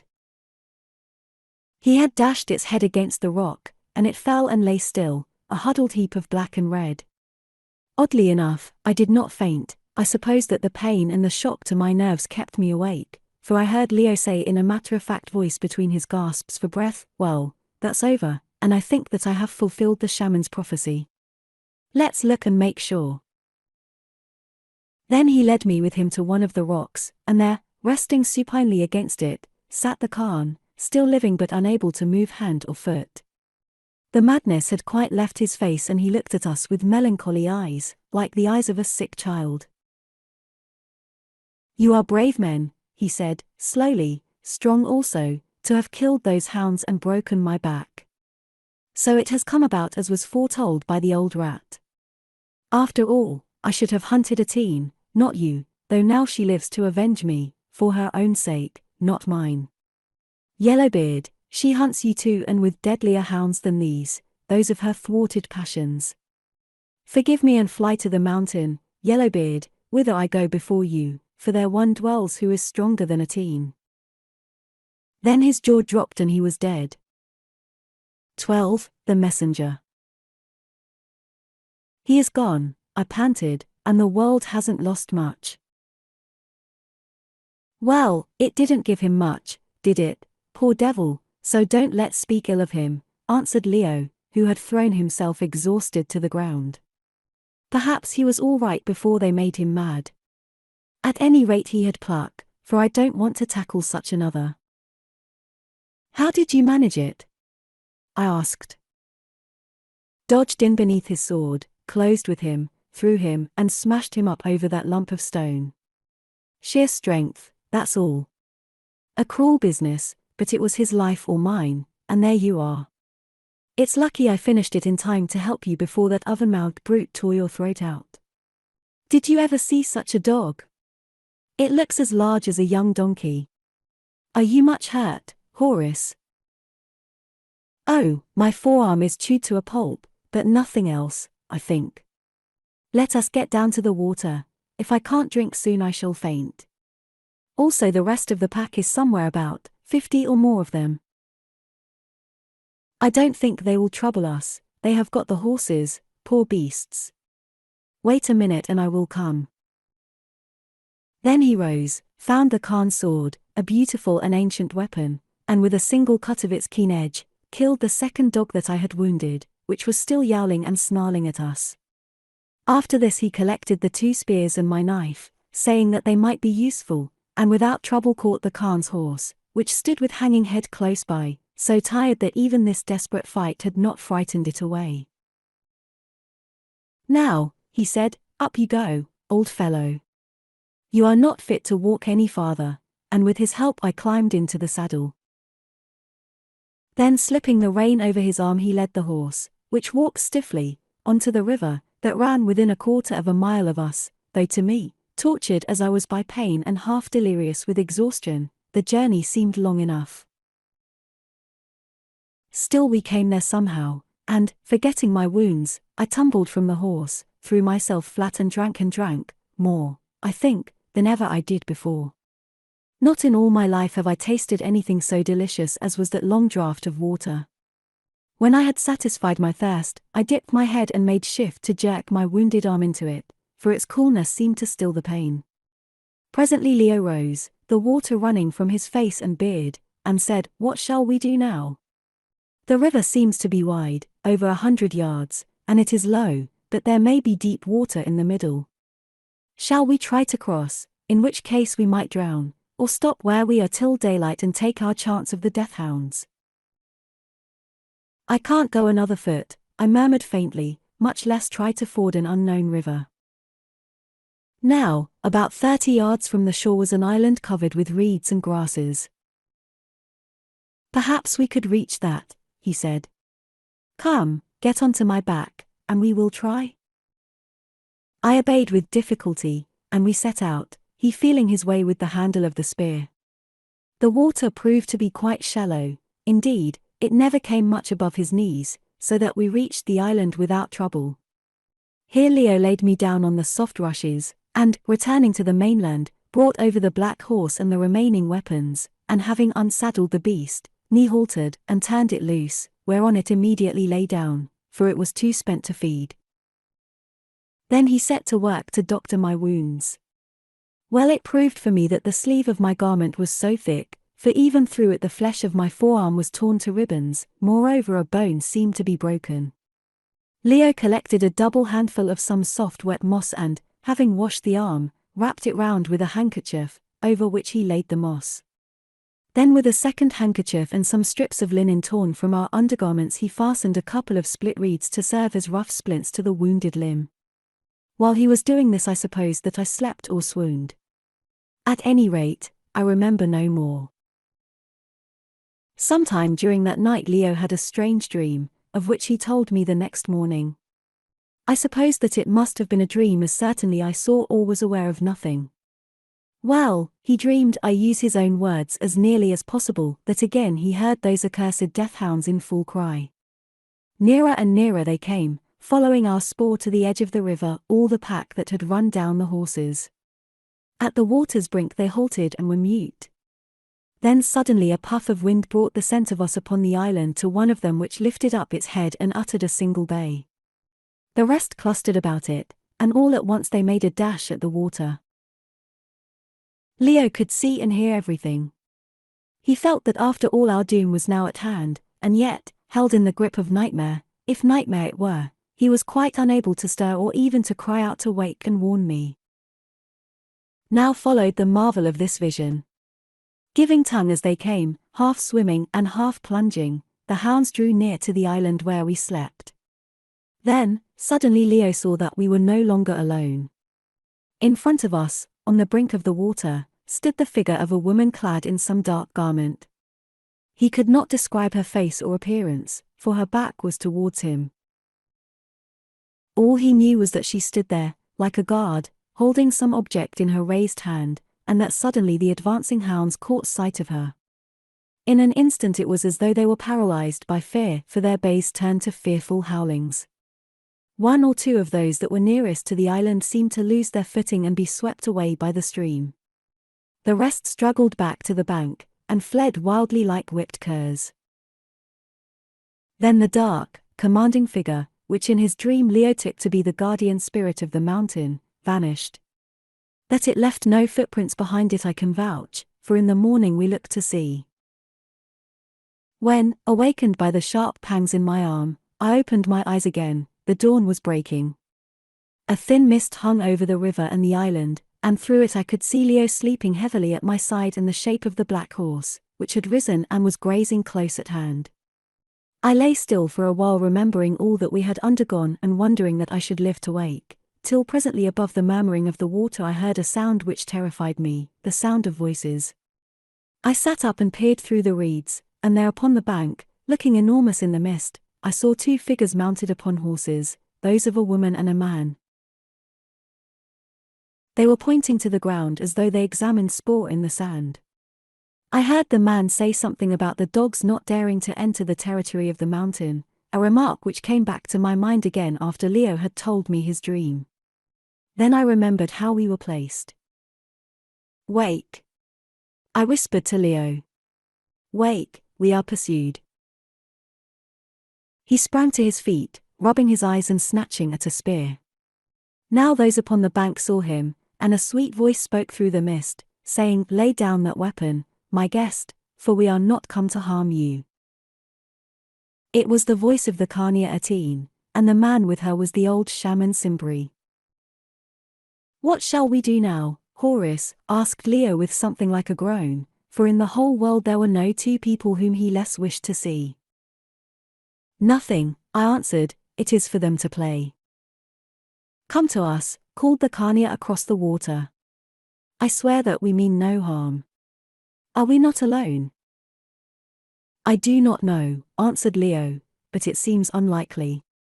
Where we are we stop until we are ready to march again." Etienne spoke to Simbri. What she said we could not hear, for she whispered, but she appeared to be arguing with him and persuading him to some course of which he strongly disapproved. Then suddenly both of them put their horses at the water and rode to us through the shallows. Reaching the island, they dismounted, and we stood staring at each other. The old man seemed very weary in body and oppressed in mind, but the Carnia was strong and beautiful as ever, nor had passion and fatigue left any trace upon her inscrutable face. It was she who broke the silence, saying, "You have ridden fast and far since last we met, my guests, and left an evil token to mark the path you took. Yonder among the rocks one lies dead. Say, how came he to his end, who has no wound upon him?" "By these," answered Leo, stretching out his hands. "I knew it," she answered, "and I blame you not, for fate decreed that death for him, and now it is fulfilled. Still, there are those to whom you must answer for his blood, and I only can protect you from them." "Or betray me to them," said Leo. "Carnia, what do you seek?" "That answer which you should have given me this 12 hours gone. Remember, before you speak, that I alone can save your life, and will do it and clothe you with that dead madman's crown and mantle." "You shall have your answer on yonder mountain," said Leo, pointing to the peak above us, "where I seek mine." She paled a little and replied, "To find that it is death, for, as I have told you, the place is guarded by savage folk who know no pity." "So be it. Then death is the answer that we seek. Come, Horace, let us go to meet him." "I swear to you," she broke in, "that there dwells not the woman of your dreams. I am that woman, yes, even I, as you are the man of mine." "Then, lady, prove it yonder upon the mountain," Leo answered. "There dwells there no woman," Etienne went on hurriedly, "nothing dwells there. It is the home of fire and a voice." "What voice?" "The voice of the oracle that speaks from the fire. The voice of a spirit whom no man has ever seen, or shall see." "Come, Horace," said Leo, and he moved towards the horse. "Men," broke in the old shaman, "would you rush upon your doom? Listen, I have visited yonder haunted place, for it was I who according to custom brought thither the body of the Carnatine's father for burial, and I warn you to set no foot within its temples." "Which your mistress said that we should never reach," I commented, but Leo only answered, "We thank you for your warning," and added, "Horace, watch them while I saddle the horse, lest they do us a mischief." So I took the spear in my uninjured hand and stood ready. But they made no attempt to hurt us, only fell back a little and began to talk in hurried whispers. It was evident to me that they were much perturbed. In a few minutes the horse was saddled and Leo assisted me to mount it.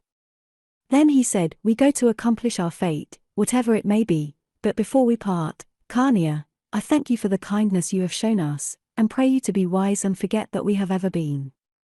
Through no will of mine your husband's blood is on my hands, and that alone must separate us forever. We are divided by the doors of death and destiny. Go back to your people, and pardon me if most unwillingly I have brought you doubt and trouble. Farewell." She listened with bowed head, then replied, "Very sadly I thank you for your gentle words, but, Leo Vinci, we do not part thus easily. You have summoned me to the mountain, and even to the mountain I shall follow you. Aye, and there I will meet its spirit, as I have always known I must and as the shaman here has always known I must. Yes, I will match my strength and magic against hers, as it is decreed that I shall do. To the victor be that crown for which we have warred for ages."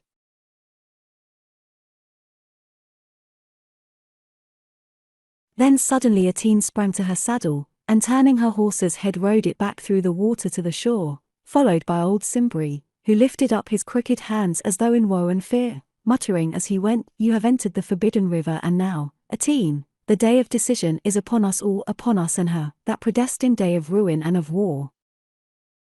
"What do they mean?" asked Leo of me.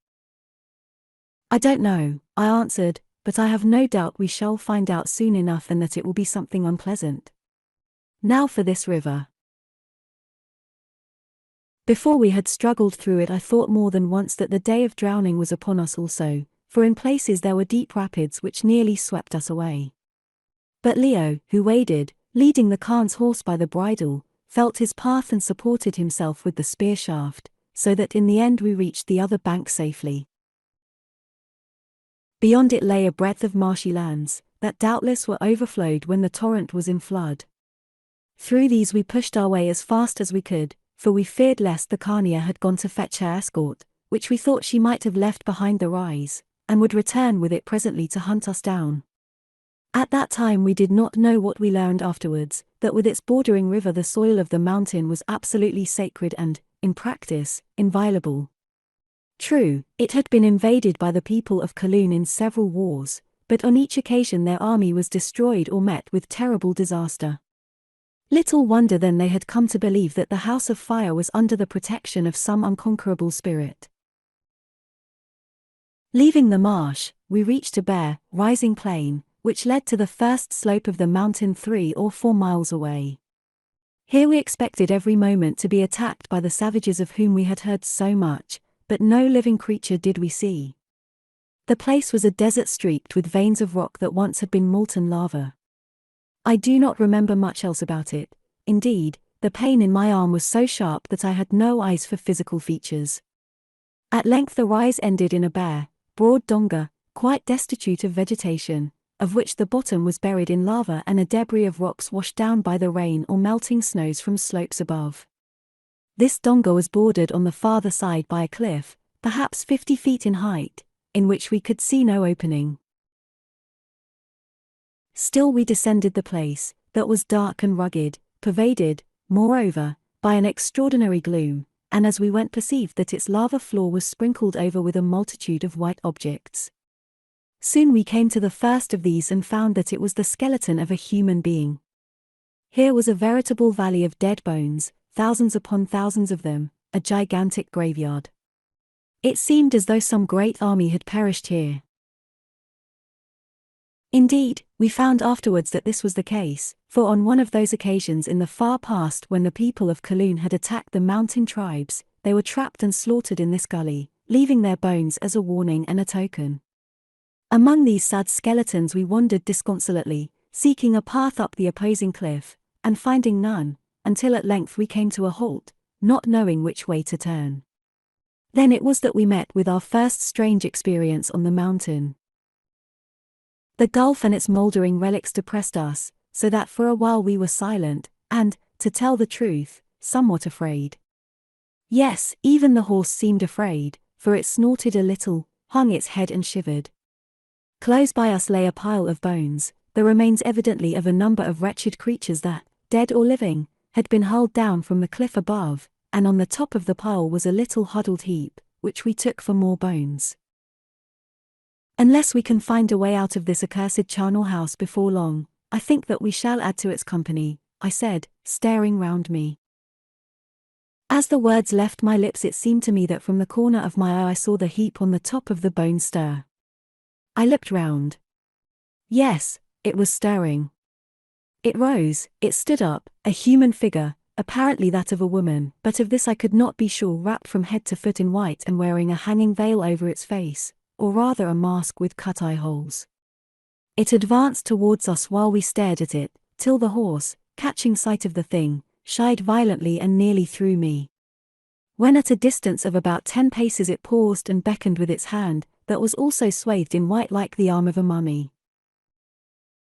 "What the devil are you?" shouted Leo, and his voice echoed drearily among those naked rocks. But the creature did not answer, it only continued to beckon. Leo walked up to it to assure himself that we were not the victims of some hallucination.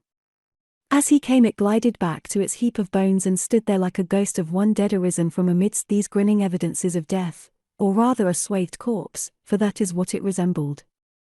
Leo followed with the intention of touching it to assure himself of its reality, whereon it lifted its white-wrapped arm and struck him lightly on the breast. Then as he recoiled it pointed with its hand, first upwards as though to the peak or the sky, and next at the wall of rock which faced us. He returned to me saying, "What shall we do?" "Follow, I suppose. It may be a messenger from above," and I nodded toward the mountain crest. "From below, more likely," Leo muttered, "for I don't like the look of this guide." Still he motioned with his hand to the creature to proceed. Apparently it understood, for it turned to the left and began to pick its way amongst the stones and skeletons swiftly and without noise. We followed for several hundred yards till it reached a shallow cleft in the rock. This cleft we had seen already, but as it appeared to end at a depth of about 30 feet, we passed on. The figure entered here and vanished. "It must be a shadow," said Leo doubtfully. "Nonsense," I answered, "shadows don't strike one. Go on." So he led the horse up the cleft, to find that at the end it turned sharply to the right and that the form was standing there awaiting us. Forward it went again and we after it down a little gorge that grew ever gloomier till it terminated in what might have been a cave, or a gallery cut in the rock. Here our guide came back to us apparently with the intention of taking the horse by the bridle, but at this nearer sight of it the brute snorted and reared up, so that it almost fell backwards upon me. As it found its feet again the figure struck it on the head in the same passionless, inhuman way that it had struck Leo, whereon the horse trembled and burst into a sweat as though with fear, making no further attempt to escape or to disobey. Then it took one side of the bridle in its swathed hand and, Leo clinging to the other, we plunged into the tunnel. Our position was not pleasant, for we knew not whither we were being led by this horrible conductor, and suspected that it might be to meet our deaths in the darkness. Moreover, I guessed that the path was narrow and bordered by some gulf, for as we went I heard stones fall, apparently to a considerable depth, while the poor horse lifted its feet gingerly and snorted in abject fear. At length we saw daylight, and never was I more glad of its advent, although it showed us that there was a gulf on our right, and that the path we travelled could not measure more than 10 feet in width. Now we were out of the tunnel, that evidently had saved us a wide detour, and standing for the first time upon the actual slope of the mountain, which stretched upwards for a great number of miles till it reached the snow line above. Here also we saw evidences of human life, for the ground was cultivated in patches and herds of mountain sheep and cattle were visible in the distance. Presently we entered a gully, following a rough path that led along the edge of a raging torrent. It was a desolate place, half a mile wide or more, having hundreds of fantastic lava boulders strewn about its slopes. Before we had gone a mile I heard a shrill whistle, and suddenly from behind these boulders sprang a number of men, quite 50 of them. All we could note at the time was that they were brawny, savage-looking fellows, for the most part red-haired and bearded, although their complexions were rather dark, who wore cloaks of white goat skins and carried spears and shields. I should imagine that they were not unlike the ancient Picts and Scots as they appeared to the invading Romans. At us they came uttering their shrill, whistling cries, evidently with the intention of spearing us on the spot. "Now for it," said Leo, drawing his sword, for escape was impossible, they were all round us. "Goodbye, Horace." "Goodbye," I answered rather faintly, understanding what the carnier and the old shaman had meant when they said that we should be killed before we ascended the first slope of the mountain. Meanwhile our ghastly-looking guide had slipped behind a great boulder, and even then it occurred to me that her part in the tragedy being played, she, if it were a woman at all, was withdrawing herself while we met our miserable fate. But here I did her injustice, for she had, I suppose, come to save us from this very fate which without her presence we must most certainly have suffered. When the savages were within a few yards suddenly she appeared on the top of the boulder, looking like a second witch of Endor, and stretched out her arm. Not a word did she speak, only stretched out her draped arm, but the effect was remarkable and instantaneous. At the sight of her down onto their faces went those wild men, every one of them, as though a lightning stroke had in an instant swept them out of existence. Then she let her arm fall and beckoned, whereon a great fellow who, I suppose, was the leader of the band, rose and crept towards her with bowed head, submissive as a beaten dog. To him she made signs, pointing to us, pointing to the far-off peak, crossing and uncrossing her white-wrapped arms, but so far as I could hear, speaking no word. It was evident that the chief understood her, however, for he said something in a guttural language. Then he uttered his shrill whistle, whereon the band rose and departed thence at full speed, this way and the other, so that in another minute they had vanished as quickly as they came. Now our guide motioned to us to proceed, and led the way upward as calmly as though nothing had happened. For over 2 hours we went on thus till our path brought us from the ravine onto a grassy declivity, across which it wound its way. Here, to our astonishment, we found a fire burning, and hanging above the fire an earthenware pot, which was on the boil, although we could see no man tending it. The figure signalled to me to dismount, pointing to the pot in token that we were to eat the food which doubtless she had ordered the wild men to prepare for us, and very glad was I to obey her.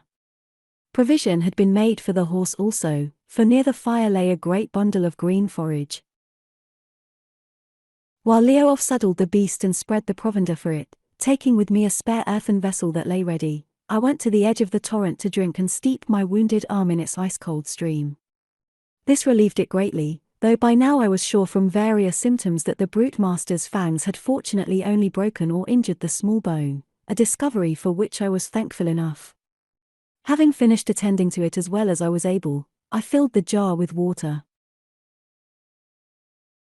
On my way back a thought struck me, and going to where our mysterious guide stood still as Lot's wife after she had been turned into a pillar of salt, I offered it to her, hoping that she would unveil her face and drink.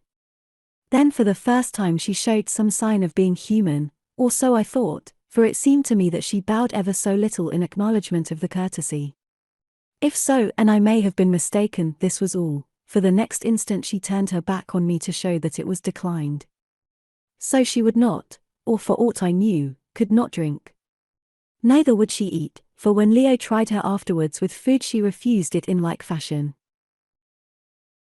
Meanwhile he had taken the pot off the fire, and as soon as its contents grew cool enough we fell on them eagerly, for we were starving.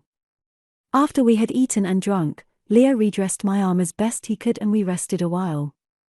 Indeed, I think that, being very tired, we began to doze, for I was awakened by a shadow falling on us and looked up to see our corpse-like guide standing close by and pointing first to the sun, then at the horse, as though to show us that we had far to travel.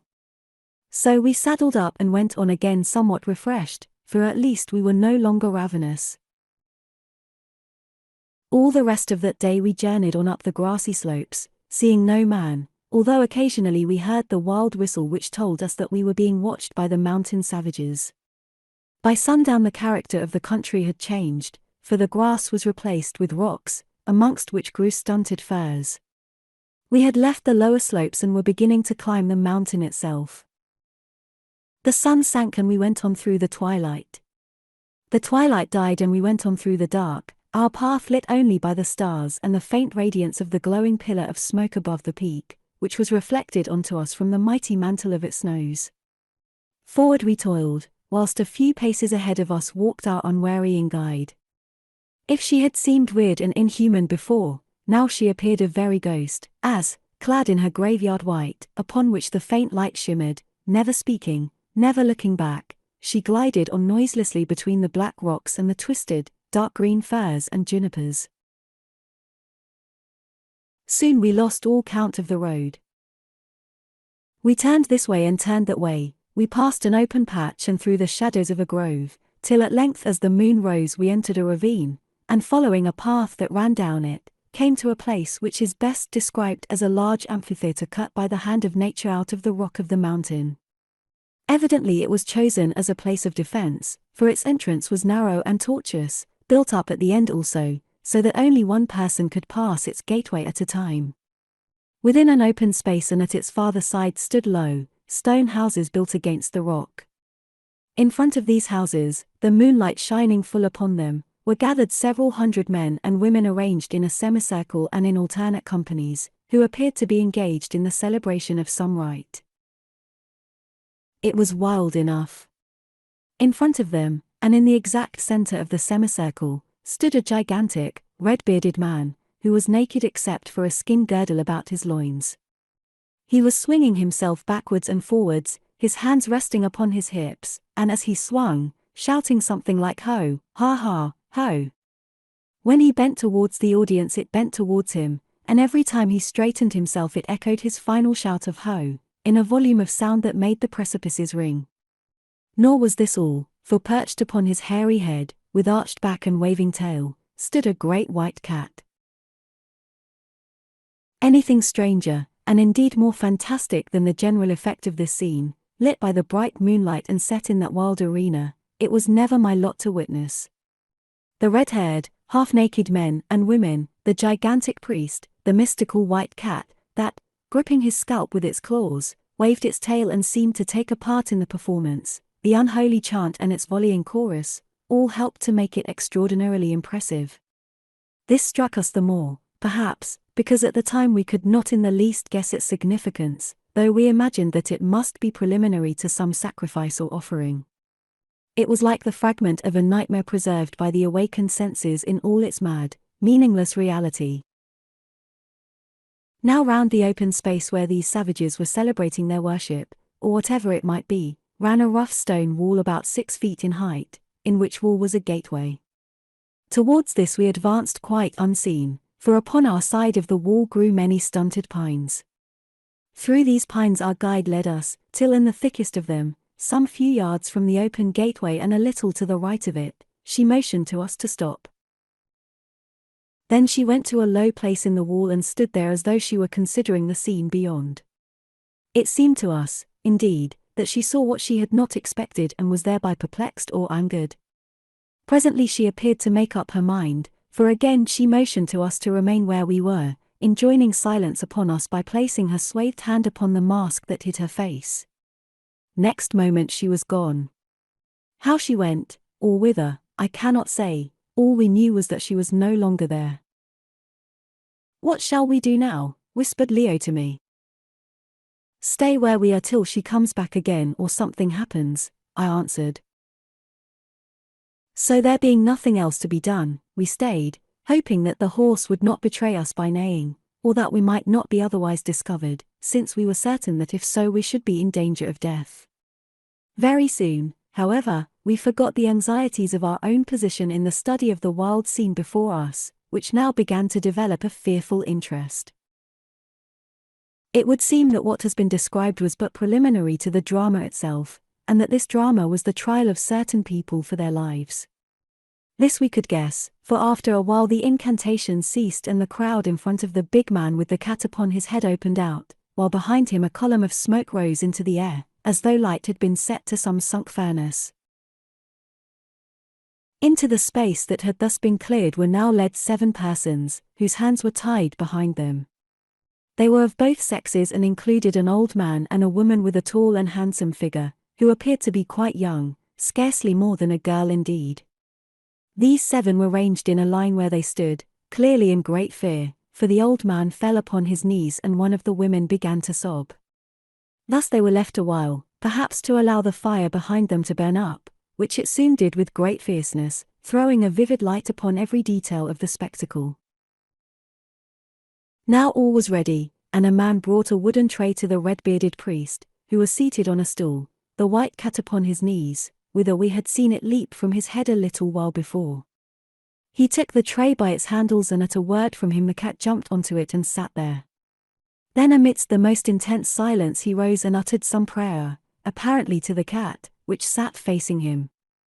This done, he turned the tray round so that the creature's back was now towards him, and, advancing to the line of prisoners, began to walk up and down in front of them, which he did several times, at each turn drawing a little nearer. Holding out the tray, he presented it at the face of the prisoner on the left, whereon the cat rose, arched its back and began to lift its paws up and down. Presently he moved to the next prisoner and held it before him a while, and so until he came to the fifth, that young woman of whom I have spoken. Now the cat grew very angry, for in the death-like stillness we could hear it spitting and growling. At length it seemed to lift its paws and strike the girl upon the face, whereon she screamed aloud, a terrible scream. Then all the audience broke out into a shout, a single word, which we understood, for we had heard one very like it used by the people of the plain. It was witch! Witch! Witch! Executioners who were waiting for the victim to be chosen in this ordeal by cat, rushed forward and seizing the girl began to drag her towards the fire. The prisoner who was standing by her and whom we rightly guessed to be her husband, tried to protect her, but his arms being bound, poor fellow, he could do nothing. One of the executioners knocked him down with a stick. For a moment his wife escaped and threw herself upon him, but the brutes lifted her up again, haling her towards the fire, whilst all the audience shouted wildly.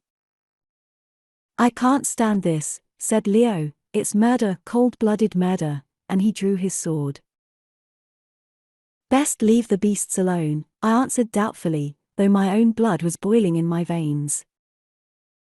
Whether he heard or not I do not know, for the next thing I saw was Leo rushing through the gate waving the Khan's sword and shouting at the top of his voice. Then I struck my heels into the ribs of the horse and followed after him. In 10 seconds we were among them. As we came the savages fell back this way and that, staring at us amazed, for at first I think they took us for apparitions. Thus Leo on foot and I galloping after him, we came to the place. The executioners and their victim were near the fire now, a very great fire of resinous pine logs built in a pit that measured about 8 feet across. Close to it sat the priest upon his stool, watching the scene with a cruel smile, and rewarding the cat with little gobbets of raw meat, that he took from a leathern pouch at his side, occupations in which he was so deeply engaged that he never saw us until we were right onto him. Shouting, "Leave her alone, you blackguards," Leo rushed at the executioners, and with a single blow of his sword severed the arm of one of them who gripped the woman by the nape of the neck. With a yell of pain and rage the man sprang back and stood waving the stump towards the people and staring at it wildly. In the confusion that followed I saw the victim slip from the hands of her astonished would-be murderers and run into the darkness, where she vanished. Also I saw the witch doctor spring up, still holding the tray on which the cat was sitting, and heard him begin to shout a perfect torrent of furious abuse at Leo, who in reply waved his sword and cursed him roundly in English and many other languages. Then of a sudden the cat upon the tray, infuriated, I suppose, by the noise and the interruption of its meal, sprang straight at Leo's face. He appeared to catch it in mid-air with his left hand and with all his strength dashed it to the ground, where it lay writhing and screeching. Then, as though by an afterthought, he stooped, picked the devilish creature up again and hurled it into the heart of the fire, for he was mad with rage and knew not what he did. At the sight of that awful sacrilege, for such it was to them who worshipped this beast, a gasp of horror rose from the spectators, followed by a howl of execration. Then like a wave of the sea they rushed at us. I saw Leo cut one man down, and next instant I was off the horse and being dragged towards the furnace. At the edge of it I met Leo in like plight, but fighting furiously, for his strength was great and they were half afraid of him. "Why couldn't you leave the cat alone?" I shouted at him in idiotic remonstrance, for my brain had gone, and all I knew was that we were about to be thrown into the fiery pit. Already I was over it, I felt the flame singe my hair and saw its red caverns awaiting me, when of a sudden the brutal hands that held me were unloosed and I fell backwards to the ground, where I lay staring upwards. This was what I saw. Standing in front of the fire, her draped form quivering as though with rage, was our ghostly-looking guide, who pointed with her hand at the gigantic, red-headed witch-doctor. But she was no longer alone, for with her were a score or more of men clad in white robes and armed with swords, black-eyed, ascetic-looking men, with clean-shaved heads and faces, for their scalps shone in the firelight. At the sight of them terror had seized that multitude which, mad as goaded bulls but a few seconds before, now fled in every direction like sheep frightened by a wolf. The leader of the white-robed priests, a man with a gentle face, which when at rest was clothed in a perpetual smile, was addressing the medicine man, and I understood something of his talk. "Dog," he said in effect, speaking in a smooth, measured voice that yet was terrible, "accursed dog, beast worshipper, what were you about to do to the guests of the mighty mother of the mountain? Is it for this that you and your idolatries have been spared so long? Answer, if you have anything to say. Answer quickly, for your time is short." With a groan of fear the great fellow flung himself upon his knees, not to the head priest who questioned him, but before the quivering shape of our guide, and to her put up half-articulate prayers for mercy. "Cease," said the high priest, "she is the minister who judges and the sword that strikes. I am the ears and the voice. Speak and tell me, were you about to cast those men, whom you were commanded to receive hospitably, into yonder fire because they saved the victim of your devilries and killed the imp you cherished? Nay, I saw it all. Know that it was but a trap set to catch you, who have been allowed to live too long." But still the wretch writhed before the draped form and howled for mercy. "Messenger," said the high priest, "with thee the power goes. Declare thy decree." Then our guide lifted her hand slowly and pointed to the fire. At once the man turned ghastly white, groaned and fell back, as I think, quite dead, slain by his own terror. Now many of the people had fled, but some remained, and to these the priest called in cold tones, bidding them approach. They obeyed, creeping towards him. "Look," he said, pointing to the man, "look and tremble at the justice of Hes the mother. Aye, and be sure that as it is with him, so shall it be with every one of you who dares to defy her and to practice sorcery and murder. Lift up that dead dog who was your chief." Some of them crept forward and did his bidding. "Now, cast him into the bed which he had made ready for his victims." Staggering forward to the edge of the flaming pit, they obeyed, and the great body fell with a crash amongst the burning boughs and vanished there. "Listen, you people," said the priest, "and learn that this man deserved his dreadful doom. Know you why he purposed to kill that woman whom the strangers saved? Because his familiar marked her as a witch, you think? I tell you it was not so. It was because she being fair, he would have taken her from her husband, as he had taken many another, and she refused him. But the eye saw, the voice spoke, and the messenger did judgment. He is caught in his own snare, and so shall you be, every one of you who dares to think evil in his heart or to do it with his hands. Such is the just decree of the Hesea, spoken by her from her throne amidst the fires of the mountain." 13. Beneath the shadowing wings. One by one the terrified tribesmen crept away. When the last of them were gone the priest advanced to Leo and saluted him by placing his hand upon his forehead. "Lord," he said, in the same corrupt Grecian dialect which was used by the courtiers of Kaloon, "I will not ask if you are hurt, since from the moment that you entered the sacred river and set foot within this land you and your companion were protected by a power invisible and could not be harmed by man or spirit, however great may have seemed your danger. Yet vile hands have been laid upon you, and this is the command of the mother whom I serve, that, if you desire it, every one of those men who touched you shall die before your eyes. Say, is that your will?" "Nay," answered Leo, "they were mad and blind, let no blood be shed for us. All we ask of you, friend, but, how are you called?" "Name me Horace," he answered. "Friend Horace, a good title for one who dwells upon the mountain. All we ask is food and shelter, and to be led swiftly into the presence of her whom you name Mother, that oracle whose wisdom we have traveled far to seek." He bowed and answered, "The food and shelter are prepared, and tomorrow, when you have rested, I am commanded to conduct you whither you desire to be. Follow me, I pray you," and he preceded us past the fiery pit to a building that stood about 50 yards away against the rock wall of the amphitheatre. It would seem that it was a guest house, or at least had been made ready to serve that purpose, as in it lamps were lit and a fire burned, for here the air was cold. The house was divided into 2 rooms, the second of them a sleeping place, to which he led us through the first.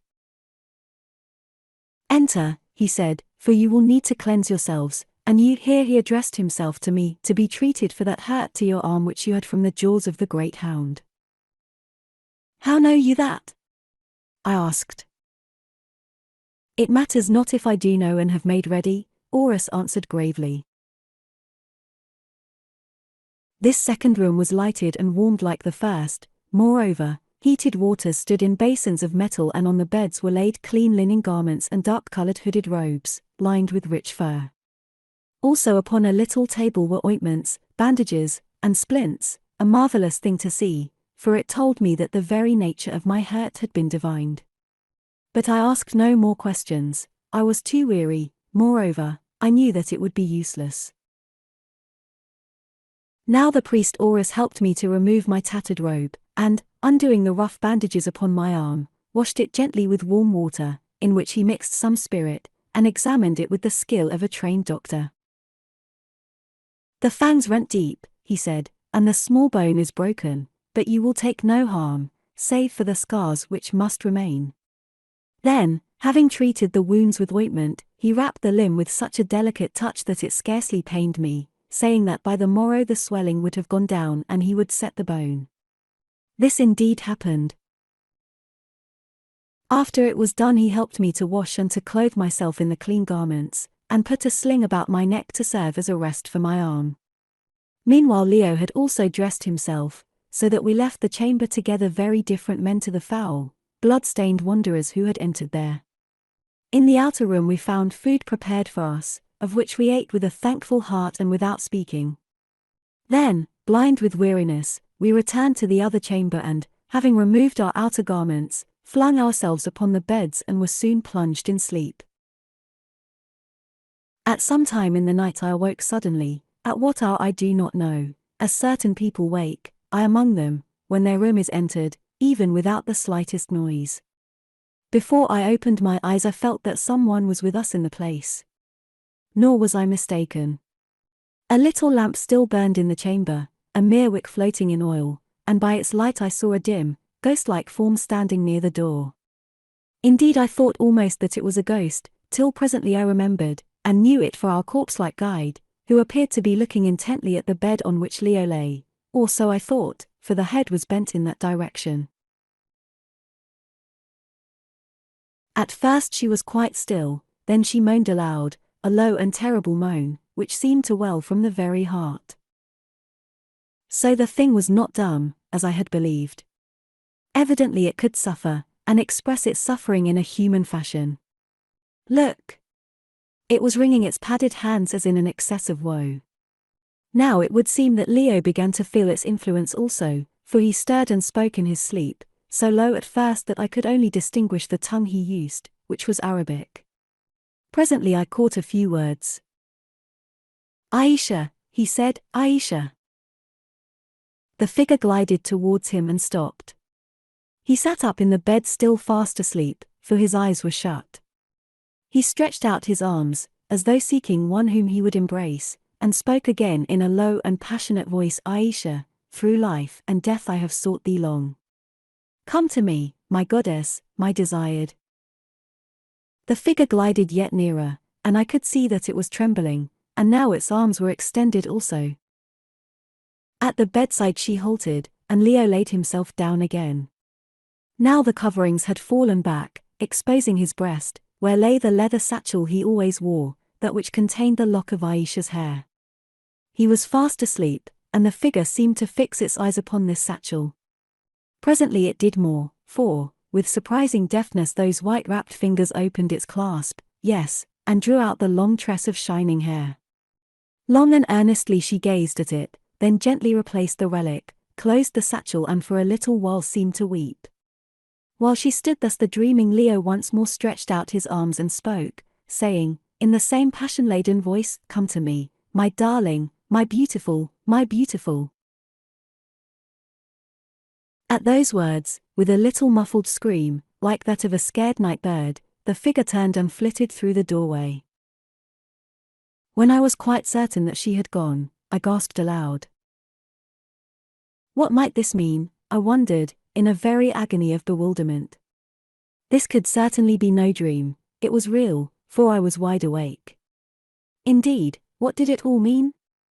Who was the ghastly, mummy-like thing which had guided us unharmed through such terrible dangers, the messenger that all men feared, who could strike down a brawny savage with a motion of its hand?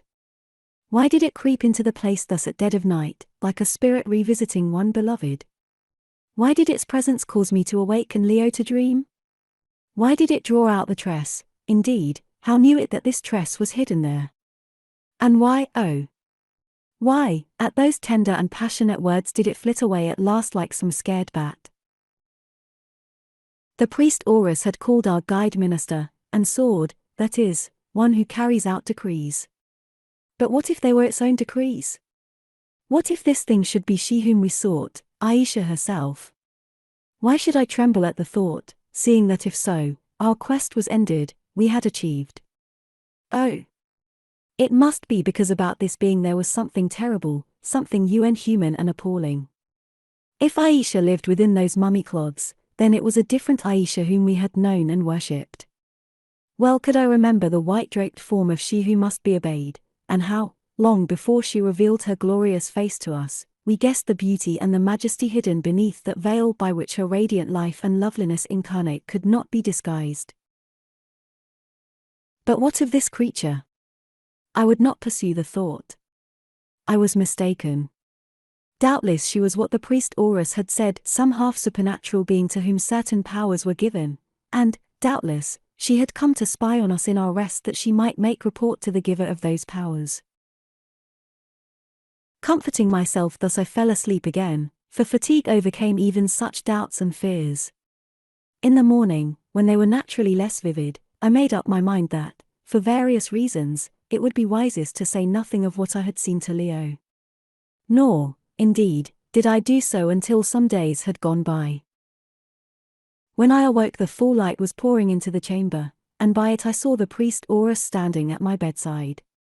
I sat up and asked him what time it was, to which he answered with a smile, but in a low voice, that it lacked but 2 hours of midday, adding that he had come to set my arm. Now I saw why he spoke low, for Leo was still fast asleep. "Let him rest on," he said, as he undid the wrappings on my arm, "for he has suffered much, and," he continued significantly, "may still have more to suffer." "What do you mean, friend Horace?" I asked sharply. "I thought you told us that we were safe upon this mountain." "I told you, friend," and he looked at me. "Holly is my name. Friend Holly, that your bodies are safe. I said nothing of all the rest of you. Man is more than flesh and blood. He is mind and spirit as well, and these can be injured also." "Who is there that would injure them?" I asked. "Friend," he answered, gravely, "you and your companion have come to a haunted land, not as mere wanderers, for then you would be dead ere now, but of set purpose, seeking to lift the veil from mysteries which have been hid for ages. Well, your aim is known and it may chance that it will be achieved. But if this veil is lifted, it may chance also that you will find what shall send your souls shivering to despair and madness. Say, are you not afraid?" "Somewhat," I answered. "Yet my foster son and I have seen strange things and lived.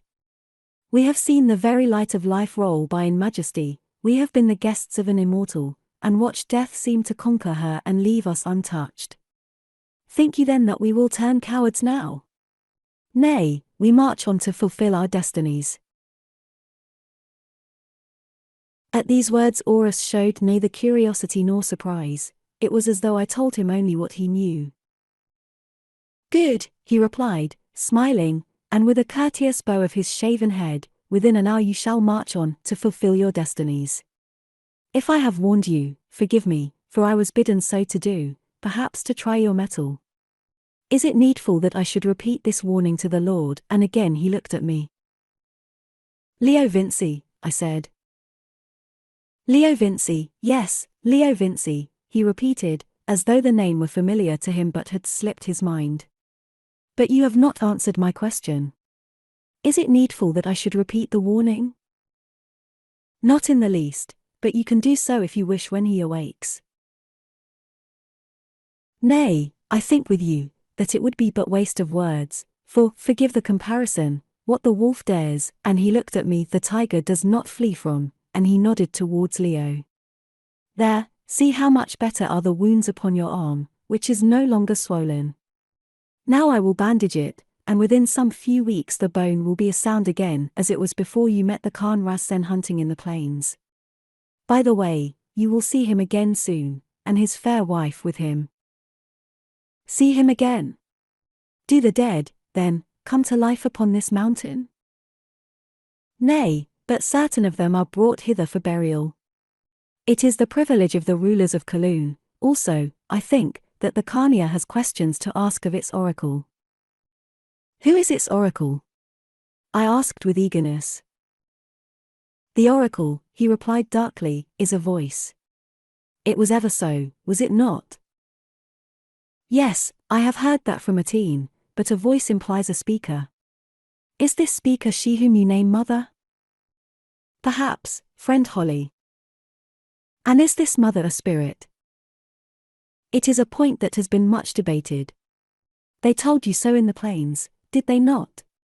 Also the tribes think it on the mountain.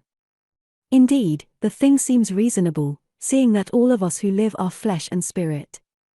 But you will form your own judgment and then we can discuss the matter. There, your arm is finished. Be careful now not to strike it or to fall, and look, your companion awakes. Something over an hour later we started upon our upward journey. I was again mounted on the Khan's horse, which having been groomed and fed was somewhat rested, while to Leo a litter had been offered. This he declined, however, saying that he had now recovered and would not be carried like a woman. So he walked by the side of my horse, using his spear as a staff. We passed the fire pit, now full of dead, white ashes, among which were mixed those of the witchfinder and his horrible cat, preceded by our dumb guide, at the sight of whom, in her pale wrappings, the people of the tribe who had returned to their village prostrated themselves, and so remained until she was gone by. One of them, however, rose again and, breaking through our escort of priests, ran to Leo, knelt before him and kissed his hand. It was that young woman whose life he had saved, a noble-looking girl, with masses of red hair, and by her was her husband, the marks of his bonds still showing on his arms. Our guide seemed to see this incident, though how she did so I do not know. At any rate she turned and made some sign which the priest interpreted. Calling the woman to him he asked her sternly how she dared to touch the person of this stranger with her vile lips. She answered that it was because her heart was grateful. Horace said that for this reason she was forgiven, moreover, that in reward for what they had suffered he was commanded to lift up her husband to be the ruler of that tribe during the pleasure of the mother. He gave notice, moreover, that all should obey the new chief in his place, according to their customs, and if he did any evil, make report that he might suffer punishment. Then waving the pair aside, without listening to their thanks or the acclamations of the crowd, he passed on. As we went down the ravine by which we had approached the village on the previous night, a sound of chanting struck our ears. Presently the path turned, and we saw a solemn procession advancing up that dismal, sunless gorge. At the head of it rode none other than the beautiful Khania, followed by her great-uncle, the old Shaman, and after these came a company of shaven priests in their white robes, bearing between them a bier, upon which, its face uncovered, lay the body of the Khan, draped in a black garment. Yet he looked better thus than he had ever done, for now death had touched this insane and dissolute man with something of the dignity which he lacked in life. Thus then we met. At the sight of our guide's white form, the horse which the Khania rode reared up so violently that I thought it would have thrown her. But she mastered the animal with her whip and voice, and called out, "Who is this draped hag of the mountain that stops the path of the Khania Atene and her dead lord? My guests, I find you in ill company, for it seems that you are conducted by an evil spirit to meet an evil fate. That guide of yours must surely be something hateful and hideous, for were she a wholesome woman she would not fear to show her face." Now the shaman plucked his mistress by the sleeve, and the priest Horace, bowing to her, prayed her to be silent and cease to speak such ill-omened words into the air, which might carry them she knew not whither. But some instinctive hate seemed to bubble up in Atene, and she would not be silent, for she addressed our guide using the direct thou, a manner of speech that we found was very usual on the mountain though rare upon the plains. "Let the air carry them whither it will," she cried. "Sorceress, strip off thy rags, fit only for a corpse too vile to view. Show us what thou art, thou flitting night owl, who thinkest to frighten me with that livery of death, which only serves to hide the death within." "Cease, I pray, lady, cease," said Horace, stirred for once out of his imperturbable calm. "She is the minister, none other, and with her goes the power." "Then it goes not against Atene, Khania of Kaloon," she answered, "or so I think. Power, forsooth! Let her show her power. If she has any it is not her own, but that of the witch of the mountain, who feigns to be a spirit, and by her sorceries has drawn away my guests," and she pointed to us, "thus bringing my husband to his death."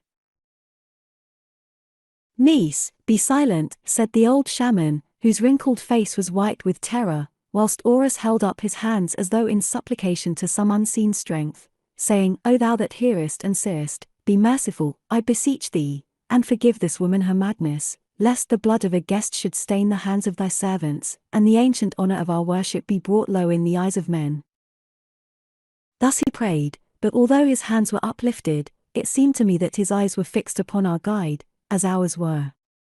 While he spoke, I saw her hand raised, as she had raised it when she slew or rather sentenced the witch-doctor. Then she seemed to reflect, and stayed it in mid-air, so that it pointed at the Khania. She did not move, she made no sound, only she pointed, and the angry words died upon Atene's lips, the fury left her eyes, and the color her face. Yes, she grew white and silent as the corpse upon the bier behind her. Then, cowed by that invisible power, she struck her horse so fiercely that it bounded by us onward towards the village, at which the funeral company were to rest a while. As the shaman Simbri followed the Khania, the priest Horace caught his horse's bridle and said to him, "Magician, we have met before, for instance, when your lady's father was brought to his funeral. Warn her, then, you that know something of the truth and of her power to speak more gently of the ruler of this land. Say to her, from me, that had she not been the ambassadress of death, and, therefore, inviolate, surely ere now she would have shared her husband's bier. Farewell, tomorrow we will speak again," and, loosing the shaman's bridle, Horace passed on. Soon we had left the melancholy procession behind us and, issuing from the gorge, turned up the mountain slope towards the edge of the bright snows that lay not far above. It was as we came out of this darksome valley, where the overhanging pine trees almost eclipsed the light, that suddenly we missed our guide. "Has she gone back to reason with the Khania?" I asked of Horace. "Nay," he answered, with a slight smile, "I think that she has gone forward to give warning that the Hesia's guests draw near." "Indeed," I answered, staring hard at the bare slope of mountain, up which not a mouse could have passed without being seen.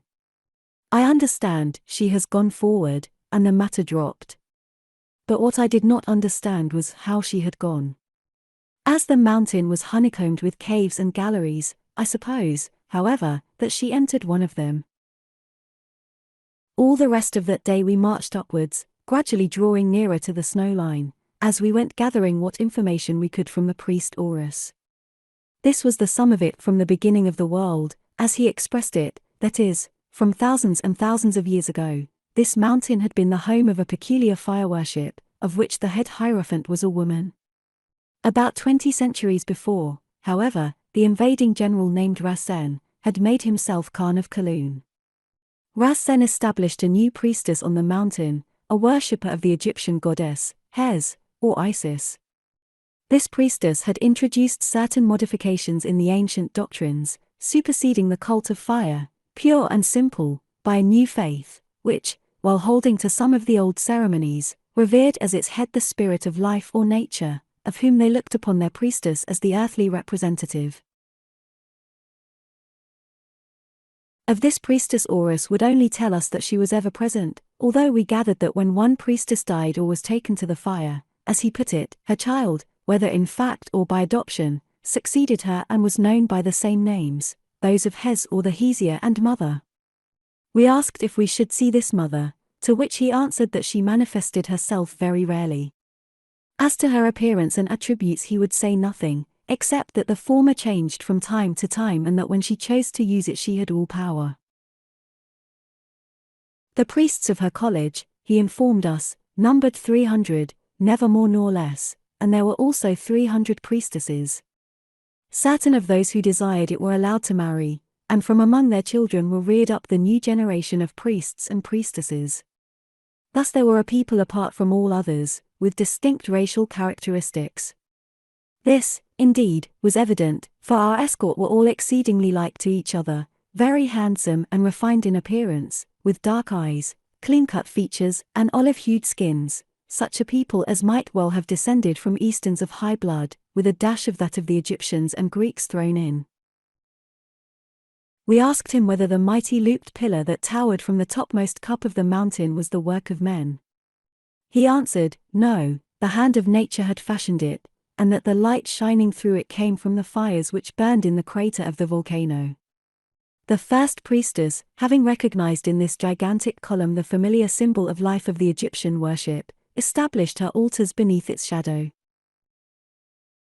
For the rest, the mountain with its mighty slopes and borderlands was peopled by a multitude of half-savage folk, who accepted the rule of the Hesea, bringing her tribute of all things necessary, such as food and metals. Much of the meat and grain, however, the priests raised themselves on sheltered farms, and the metals they worked with their own hands. This rule, however, was of a moral nature, since for centuries the college had sought no conquests and the mother contented herself with punishing crime in some such fashion as we had seen. For the petty wars between the tribes and the people of the plain they were not responsible, and those chiefs who carried them on were deposed, unless they had themselves been attacked. All the tribes, however, were sworn to the defense of the Hesea and the college, and, however much they might quarrel amongst themselves, if need arose, were ready to die for her to the last man. That war must one day break out again between the priests of the mountain and the people of Kaloon was recognized, therefore they endeavored to be prepared for that great and final struggle. Such was the gist of his history, which, as we learned afterwards, proved to be true in every particular. Towards sundown we came to a vast cup extending over many thousand acres, situated beneath the snowline of the peak and filled with rich soil washed down, I suppose, from above. So sheltered was the place by its configuration and the overhanging mountain that, facing southwest as it did, notwithstanding its altitude it produced corn and other temperate crops in abundance. Here the college had its farms, and very well cultivated these seemed to be. This great cup, which could not be seen from below, we entered through a kind of natural gateway, that might be easily defended against a host. There were other peculiarities, but it is not necessary to describe them further than to say that I think the soil benefited by the natural heat of the volcano, and that when this erupted, as happened occasionally, the lava streams always passed to the north and south of the cup of land. Indeed, it was these lava streams that had built up the protecting cliffs. Crossing the garden-like lands, we came to a small town beautifully built of lava rock. Here dwelt the priests, except those who were on duty, no man of the tribes or other stranger being allowed to set foot within the place. Following the main street of this town, we arrived at the face of the precipice beyond, and found ourselves in front of a vast archway, closed with massive iron gates fantastically wrought. Here, taking my horse with them, our escort left us alone with Horus. As we drew near, the great gates swung back upon their hinges. We passed them, with what sensations I cannot describe, and groped our way down a short corridor which ended in tall, iron-covered doors. These also rolled open at our approach, and next instant we staggered back amazed and half-blinded by the intense blaze of light within. Imagine, you who read, the nave of the vastest cathedral with which you are acquainted. Then double or treble its size, and you will have some conception of that temple in which we found ourselves. Perhaps in the beginning it had been a cave, who can say? But now its sheer walls, its multitudinous columns springing to the arched roof far above us, had all been worked on and fashioned by the labor of men long dead, doubtless the old fire-worshippers of thousands of years ago. You will wonder how so great a place was lighted, but I think that never would you guess. Thus, by twisted columns of living flame. I counted 18 of them, but there may have been others. They sprang from the floor at regular intervals along the lines of what in a cathedral would be the aisles. Right to the roof they sprang, of even height and girth, so fierce was the force of the natural gas that drove them, and there were lost, I suppose, through chimneys bored in the thickness of the rock. Nor did they give off smell or smoke, or in that great, cold place, any heat which could be noticed, only an intense white light like that of molten iron, and a sharp hissing noise as of a million angry snakes. The huge temple was utterly deserted, and, save for this sibilant, pervading sound, utterly silent, an awesome, an overpowering place. "Do these candles of yours ever go out?" asked Leo of Horace, placing his hand before his dazzled eyes. "How can they?" replied the priest, in his smooth, matter-of-fact voice, "seeing that they rise from the eternal fire which the builders of this hall worshipped. Thus they have burned from the beginning, and thus they will burn forever, though, if we wish it, we can shut off their light point. For be pleased to follow me, you will see greater things." So in awed silence we followed, and, oh! how small and miserable we three human beings looked alone in that vast temple illuminated by this lightning radiance. We reached the end of it at length, only to find that to right and left ran transepts on a like gigantic scale and lit in the same amazing fashion. Here Horace bade us halt, and we waited a little while, till presently, from either transept arose a sound of chanting, and we perceived two white-robed processions advancing towards us from their depths. On they came, very slowly, and we saw that the procession to the right was a company of priests, and that to the left a company of priestesses, 100 or so of them in all. Now the men ranged themselves in front of us, while the women ranged themselves behind, and at a signal from Horace, all of them still chanting some wild and thrilling hymn, once more we started forward, this time along a narrow gallery closed at the end with double wooden doors. As our procession reached these they opened, and before us lay the crowning wonder of this marvelous fane, a vast, ellipse-shaped apse. Now we understood. The plan of the temple was the plan of the looped pillar which stood upon the brow of the peak, and as we rightly guessed, its dimensions were the same. At intervals around this ellipse the fiery columns flared, but otherwise the place was empty.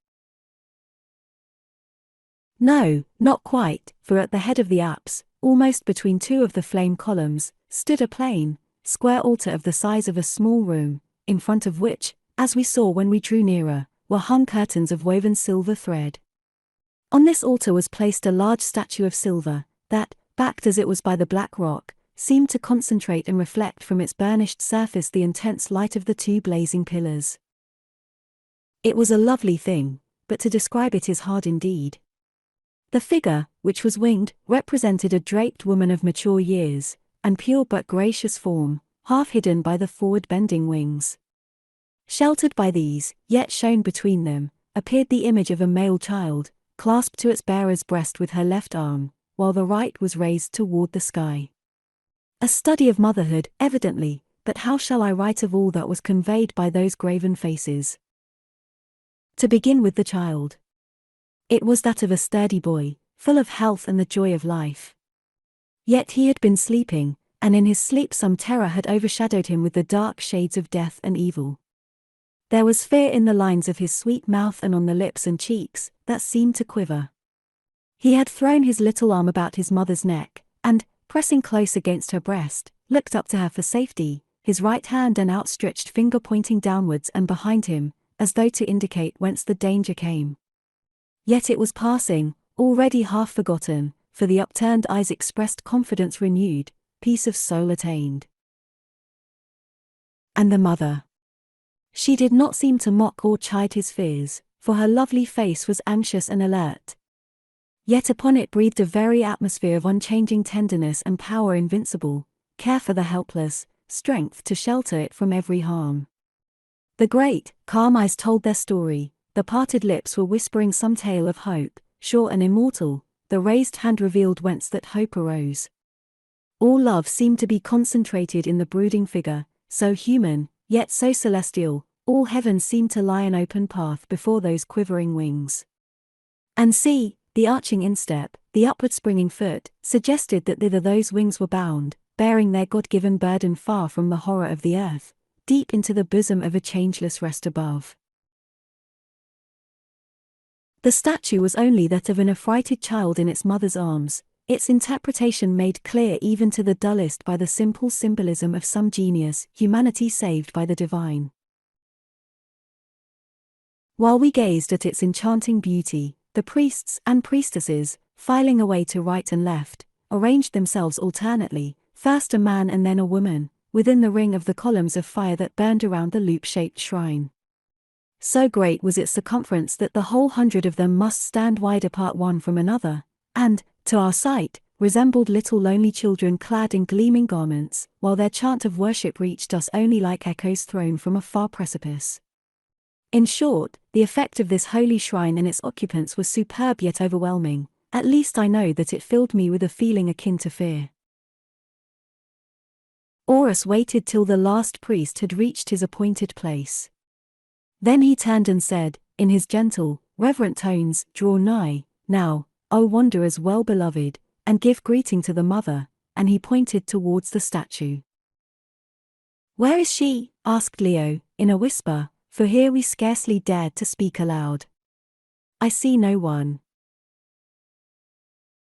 "The Hesea dwells yonder," he answered, and, taking each of us by the hand, he led us forward across the great emptiness of the apse to the altar at its head. As we drew near, the distant chant of the priests gathered in volume, assuming a glad, triumphant note, and it seemed to me, though this, perhaps was fancy, that the light from the twisted columns of flame grew even brighter. At length we were there, and Horace, loosing our hands, prostrated himself thrice before the altar. Then he rose again, and, falling behind us, stood in silence with bent head and folded fingers. We stood silent also, our hearts filled with mingled hope and fear like a cup with wine. Were our labors ended? Had we found her whom we sought, or were we, perchance, but enmeshed in the web of some marvelous mummery and about to make acquaintance with the secret of another new and mystical worship? For years and years we had searched, enduring every hardness of flesh and spirit that man can suffer, and now we were to learn whether we had endured in vain.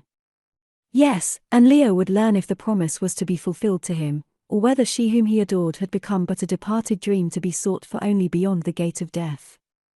Little wonder that he trembled and turned white in the agony of that great suspense. Long, long was the time. Hours, years, ages, eons, seemed to flow over us as we stood there before glittering silver curtains that hid the front of the black altar beneath the mystery of the sphinx-like face of the glorious image which was its guardian, clothed with that frozen smile of eternal love and pity. All the past went before us as we struggled in those dark waters of our doubt. Item by item, event by event, we rehearsed the story which began in the caves of Kor, for our thoughts, so long attuned, were open to each other and flashed from soul to soul. Oh! Now we knew, they were open also to another soul. We could see nothing save the altar and the effigy, we could only hear the slow chant of the priests and priestesses and the snake-like hiss of the rushing fires. Yet we knew that our hearts were as an open book to one who watched beneath the mother's shadowing wings. 14. The Court of Death. Now the curtains were open. Before us appeared a chamber hollowed from the thickness of the altar, and in its center a throne, and on the throne a figure clad in waves of billowy white flowing from the head over the arms of the throne down to its marble steps. We could see no more in the comparative darkness of that place, save that beneath the folds of the drapery the oracle held in its hand a loop-shaped, jeweled scepter. Moved by some impulse, we did as Horace had done, prostrating ourselves, and there remained upon our knees. At length we heard a tinkling as of little bells, and, looking up, saw that the sistrum-shaped scepter was stretched towards us by the draped arm which held it. Then a thin, clear voice spoke, and I thought that it trembled a little. It spoke in Greek, but in a much purer Greek than all these people used. I greet you, wanderers, who have journeyed so far to visit this most ancient shrine, and although doubtless of some other faith, are not ashamed to do reverence to that unworthy one who is for this time its oracle and the guardian of its mysteries. Rise now and have no fear of me, for have I not sent my messenger and servants to conduct you to this sanctuary? Slowly we rose, and stood silent, not knowing what to say. I greet you, wanderers, the voice repeated. Tell me thou, and the scepter pointed towards Leo, how art thou named? I am named Leo Vinci, he answered. Leo Vinci. I like the name, which to me well befits a man so goodly. And thou, the companion of Leo Vinci? I am named Horace Holly. So. Then tell me, Leo Vinci and Horace Holly, what came ye so far to seek? We looked at each other, and I said, the tale is long and strange. Oh, but by what title must we address thee? By the name which I bear here, Hes. Oh Hes, I said, wondering what name she bore elsewhere. Yet I desire to hear that tale, she went on, and to me her voice sounded eager. Nay, not all tonight, for I know that you both are weary, a little of it only. In sooth, strangers, there is a sameness in this home of contemplations, and no heart can feed only on the past, if such a thing there be. Therefore I welcome a new history from the world without. Tell it me, thou, Leo, as briefly as thou wilt, so that thou tell the truth, for in the presence of which I am a minister, may nothing else be uttered. Priestess, he said, in his curt fashion, I obey. Many years ago when I was young, my friend and foster father and I, led by records of the past, traveled to a wild land, and there found a certain divine woman who had conquered time. Then that woman must have been both aged and hideous. I said, priestess, that she had conquered time, not suffered it, for the gift of immortal youth was hers. Also she was not hideous, she was beauty itself. Therefore, stranger, thou didst worship her for her beauty's sake, as a man does.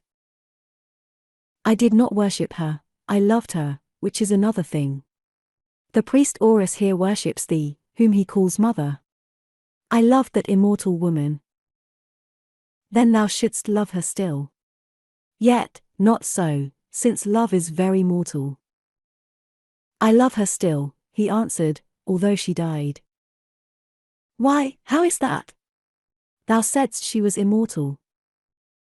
Perchance she only seemed to die, perchance she changed. At least I lost her, and what I lost I seek, and have sought this many a year. Why dost thou seek her in my mountain, Leo Vinci? Because a vision led me to ask counsel of its oracle. I am come hither to learn tidings of my lost love, since here alone these may be found. And thou, Holly, didst thou also love an immortal woman whose immortality, it seems, must bow to death? Priestess, I answered, I am sworn to this quest, and where my foster son goes I follow. He follows beauty that is dead. And thou dost follow him. Therefore both of you follow beauty as men have ever done, being blind and mad. Nay, I answered, if they were blind, beauty would be naught to them who could not see it, and if they were mad, they would not know it when it was seen. Knowledge and vision belong to the wise, O Hes. Thou art quick of wit and tongue, Holly, and she checked herself, then of a sudden, said, tell me, Did my servant the Court of Kaloon entertain both of you hospitably in her city, and speed you on your journey hither, as I commanded her?" "We knew not that she was thy servant," I replied. "Hospitality we hadn't to spare, but we were sped from her court hitherward by the death-hounds of the Khan, her husband. Tell us, priestess, what thou knowest of this journey of ours." "A little," she answered carelessly. "More than 3 moons ago my spies saw you upon the far mountains, and, creeping very close to you at night, heard you speak together of the object of your wanderings, then, returning thence swiftly, made report to me. Thereon I bade the Khania Atene, and that old magician her great-uncle, who is guardian of the gate, go down to the ancient gates of Kaloon to receive you and bring you hither with all speed. Yet for men who burn to learn the answer to a riddle, you have been long in coming." "We came as fast as we might, O Hes," said Leo, "and if thy spies could visit those mountains, where no man was, and find a path down that hideous precipice, they must have been able also to tell thee the reason of our delay. Therefore I pray, ask it not of us." "Nay, I will ask it of Atene herself, and she shall surely answer me, for she stands without," replied the Hesea in a cold voice. "Horus, lead the Khania hither and be swift." The priest turned and walking quickly to the wooden doors by which we had entered the shrine, vanished there. "Now," said Leo to me nervously in the silence that followed, and speaking in English, "now I wish we were somewhere else, for I think that there will be trouble." "I don't think, I am sure," I answered, "but the more the better, for out of trouble may come the truth, which we need sorely." Then I stopped, reflecting that the strange woman before us said that her spies had overheard our talk upon the mountains, where we had spoken nothing but English. As it proved, I was wise, for quite quietly the Hesea repeated after me, "Thou hast experience, Holly, for out of trouble comes the truth, as out of wine." Then she was silent, and, needless to say, I did not pursue the conversation. The doors swung open, and through them came a procession clad in black, followed by the Shaman Simbri, who walked in front of a bier, upon which lay the body of the Khan, carried by 8 priests. Behind it was Atene, draped in a black veil from head to foot, and after her marched another company of priests. In front of the altar the bier was set down and the priests fell back, leaving Atene and her uncle standing alone before the corpse. "What seeks my vassal, the Court of Kaloon?" asked the Hesea in a cold voice. Now Atene advanced and bent the knee, but with little graciousness. "Ancient mother, mother from of old, I do reverence to thy holy office, as my forefathers have done for many a generation," and again she curtsied. "Mother, this dead man asks of thee that right of sepulchre in the fires of the holy mountain which from the beginning has been accorded to the royal departed who went before him." "It has been accorded as thou sayest," answered the Hesea, "by those priestesses who filled my place before me, nor shall it be refused to thy dead lord or to the Atene when thy time comes. I thank thee, O Hes, and I pray that this decree may be written down, for the snows of age have gathered on thy venerable head and soon thou must leave us for a while. Therefore bid thy scribes that it be written down, so that the Hesea who rules after thee may fulfill it in its season." "Cease," said the Hesea, "cease to pour out thy bitterness at that which should command thy reverence, oh! Thou foolish child, who dost not know but that tomorrow the fire shall claim the frail youth and beauty which are thy boast. I bid thee cease, and tell me how did death find this lord of thine? Ask those wanderers yonder, that were his guests, for his blood is on their heads and cries for vengeance at thy hands." "I killed him," said Leo, "to save my own life. He tried to hunt us down with his dogs, and there are the marks of them," and he pointed to my arm. "The priest Horus knows, for he dressed the hurts." "How did this chance?" asked the Hesea of Atene. "My lord was mad," she answered boldly, "and such was his cruel sport." "So? And was thy lord jealous also?" "Nay, keep back the falsehood I see rising to thy lips. Leo Vinci, answer thou me. Yet, I will not ask thee to lay bare the secrets of a woman who has offered thee her love. Thou, Holly, speak, and let it be the truth. It is this, O Hes, I answered. Yonder lady and her uncle the Shaman Simbri saved us from death in the waters of the river that bounds the precipices of Kaloon. Afterwards we were ill, and they treated us kindly, but the Khania became enamored of my foster son. Here the figure of the priestess stirred beneath its gauzy wrappings, and the voice asked, And did thy foster son become enamored of the Khania, as being a man he may well have done, for without doubt she is fair? He can answer that question for himself, O Hes. All I know is that he strove to escape from her, and that in the end she gave him a day to choose between death and marriage with her, when her lord should be dead. So, helped by the Khan, her husband, who was jealous of him, we fled towards this mountain, which we desired to reach. Then the Khan set his hounds upon us, for he was mad and false-hearted.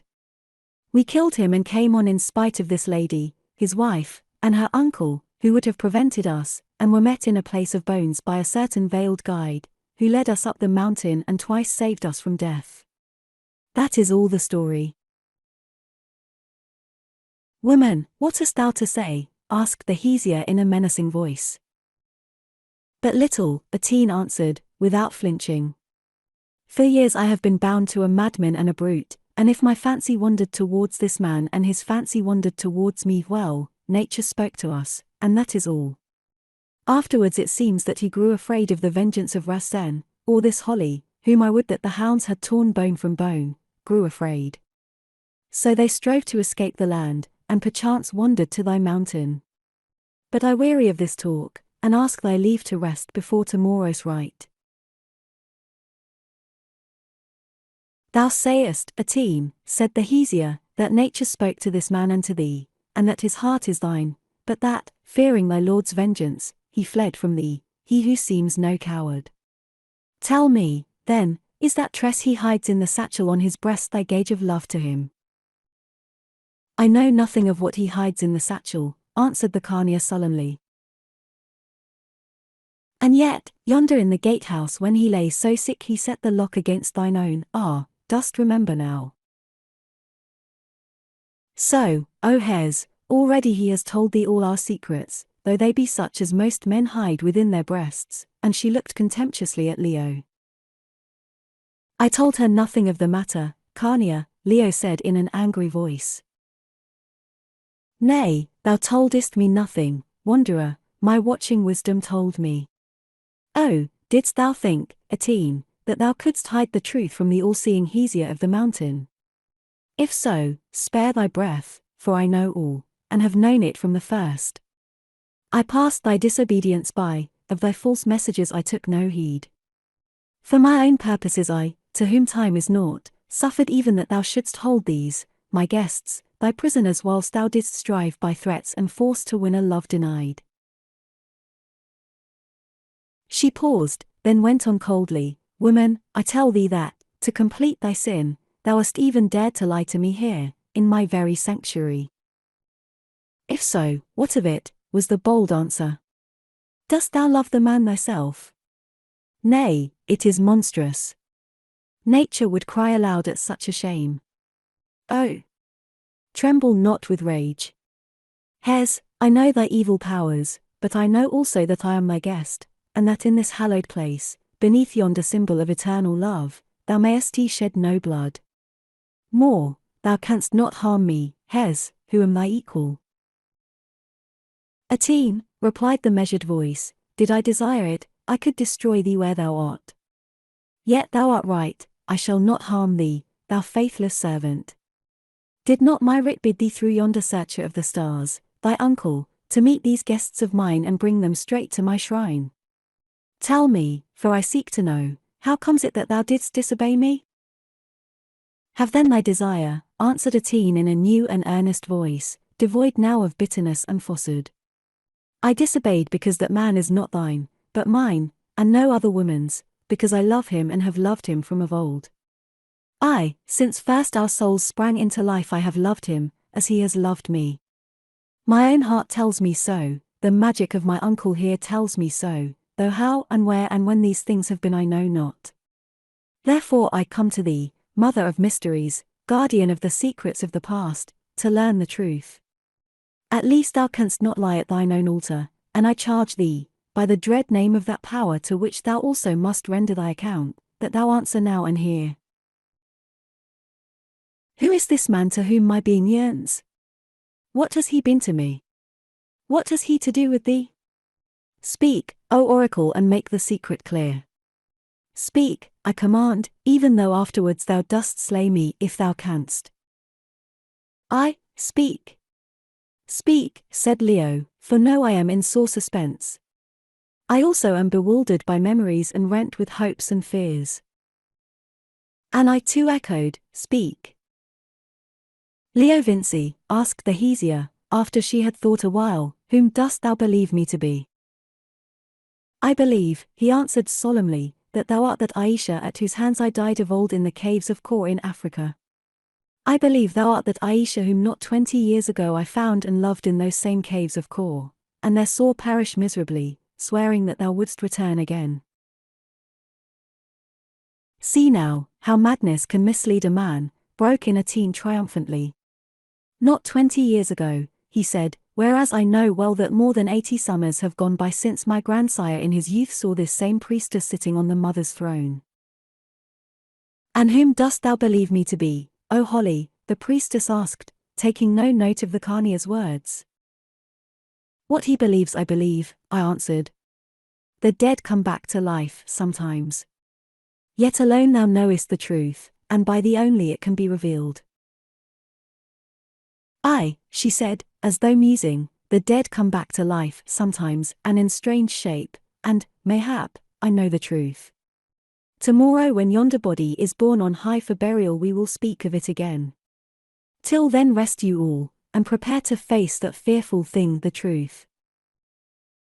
While the Hesea still spoke, the silvery curtains swung to their place as mysteriously as they had opened. Then, as though at some signal, the black-robed priests advanced.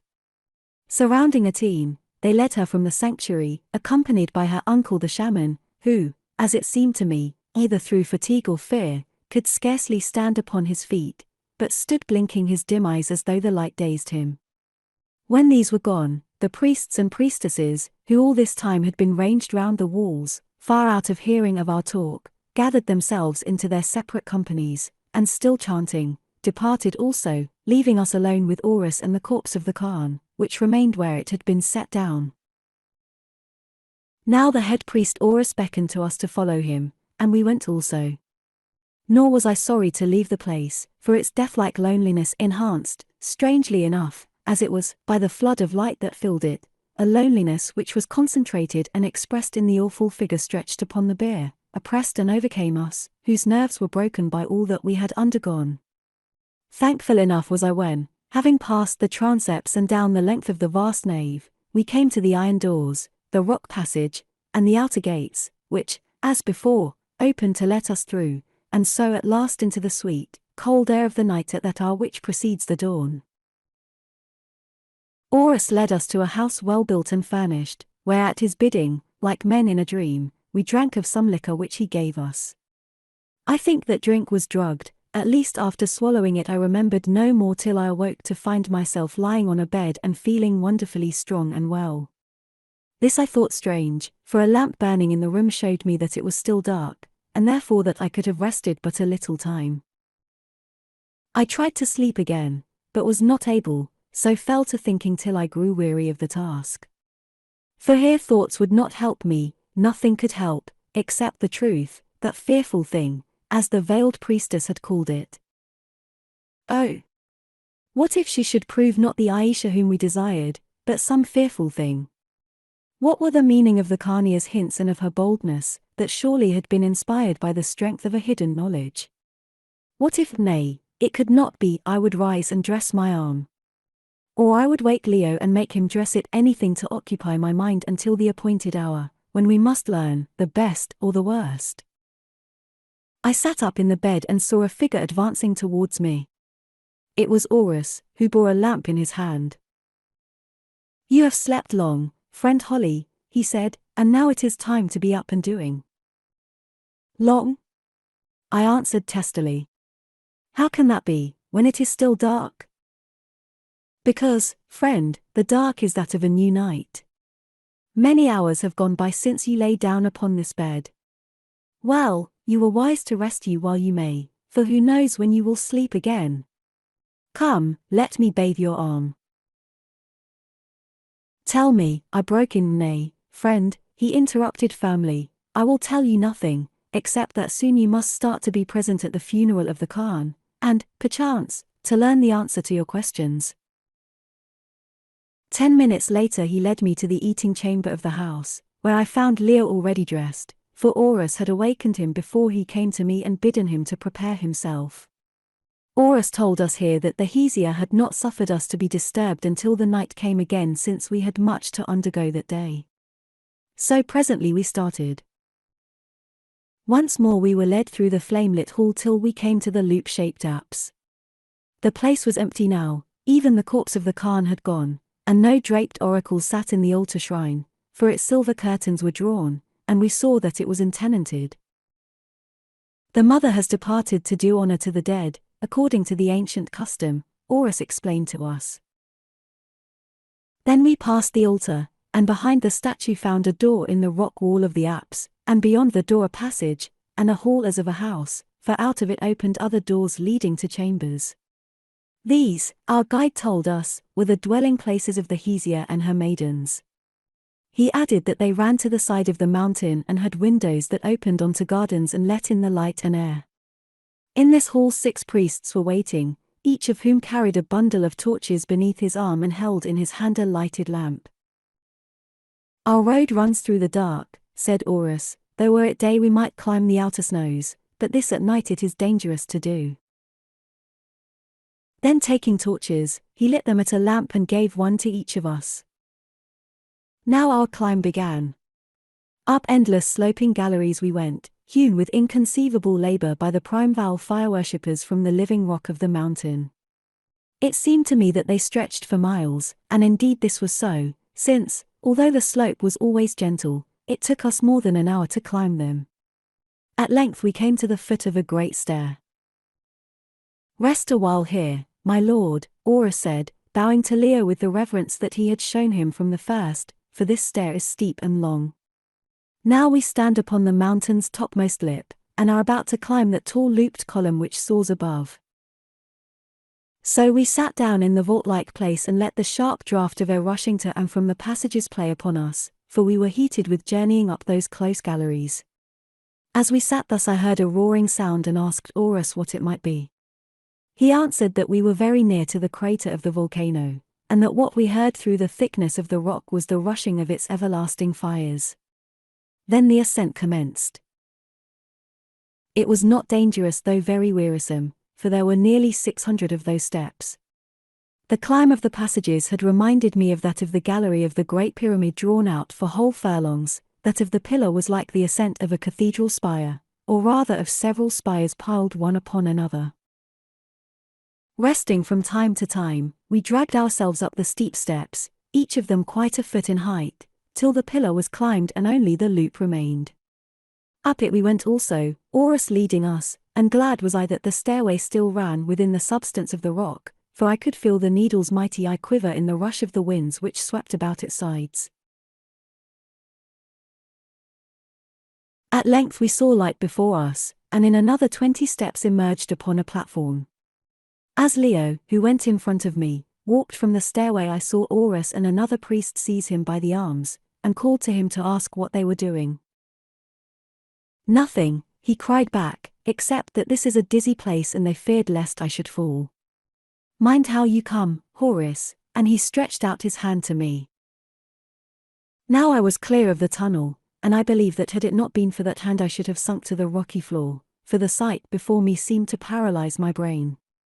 Nor was this to be wondered at, for I doubt whether the world can show such another. We stood upon the very apex of the loop, a flat space of rock about 80 yards in length by some 30 in breadth, with the star-strewn sky above us. To the south, 20,000 feet or more below, stretched the dim plain of Kaloon, and to the east and west the snow-clad shoulders of the peak and the broad brown slopes beneath. To the north was a different sight, and one more awesome.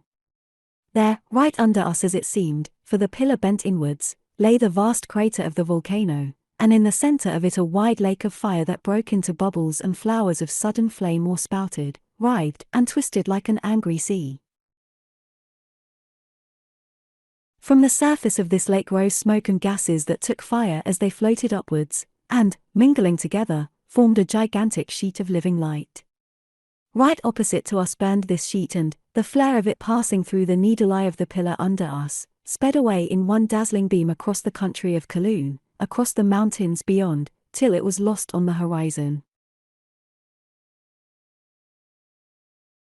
The wind blew from south to north, being sucked in towards the hot crater of the volcano, and its fierce breath, that screamed through the eye of the pillar and against its rugged surface, bent the long crest of the sheet of flame, as an ocean roller is bent over by the gale, and tore from it fragments of fire, that floated away to leeward like the blown-out sails of a burning ship. Had it not been for this strong and steady wind indeed, no creature could have lived upon the pillar, for the vapors would have poisoned him, but its unceasing blast drove these all away towards the north. For the same reason, in the thin air of that icy place the heat was not too great to be endured. Appalled by that terrific spectacle, which seemed more appropriate to the terrors of the pit than to this earth of ours, and fearful lest the blast should whirl me like a dead leaf into the glowing gulf beneath, I fell onto my sound hand and my knees, shouting to Leo to do likewise, and looked about me. Now I observed lines of priests wrapped in great capes, kneeling upon the face of the rock and engaged apparently in prayer, but of Hes the mother, or of a teen, or of the corpse of the dead Khan I could see nothing. Whilst I wondered where they might be, Horace, upon whose nerves this dread scene appeared to have no effect, and some of our attendant priests surrounded us and led us onwards by a path that ran perilously near to the rounded edge of the rock. A few downward steps and we found that we were under shelter, for the gale was roaring over us. 20 more paces and we came to a recess cut, I suppose, by man in the face of the loop, in such fashion that a lava roof was left projecting half across its width. This recess, or rock chamber, which was large enough to shelter a great number of people, we reached safely, to discover that it was already tenanted. Seated in a chair hewn from the rock was the Hesea, wearing a broidered, purple mantle above her gauzy wrappings that enveloped her from head to foot. There, too, standing near to her were the Khania Atene and her uncle the old Shaman, who looked but ill at ease, and lastly, stretched upon his funeral couch, the fiery light beating upon his stark form and face, lay the dead Khan, Rasen. We advanced to the throne and bowed to her who sat thereon. The Hesea lifted her hooded head, which seemed to have been sunk upon her breast as though she were overcome by thought or care, and addressed Horace the priest. For in the shelter of those massive walls by comparison there was silence and folk could hear each other speak.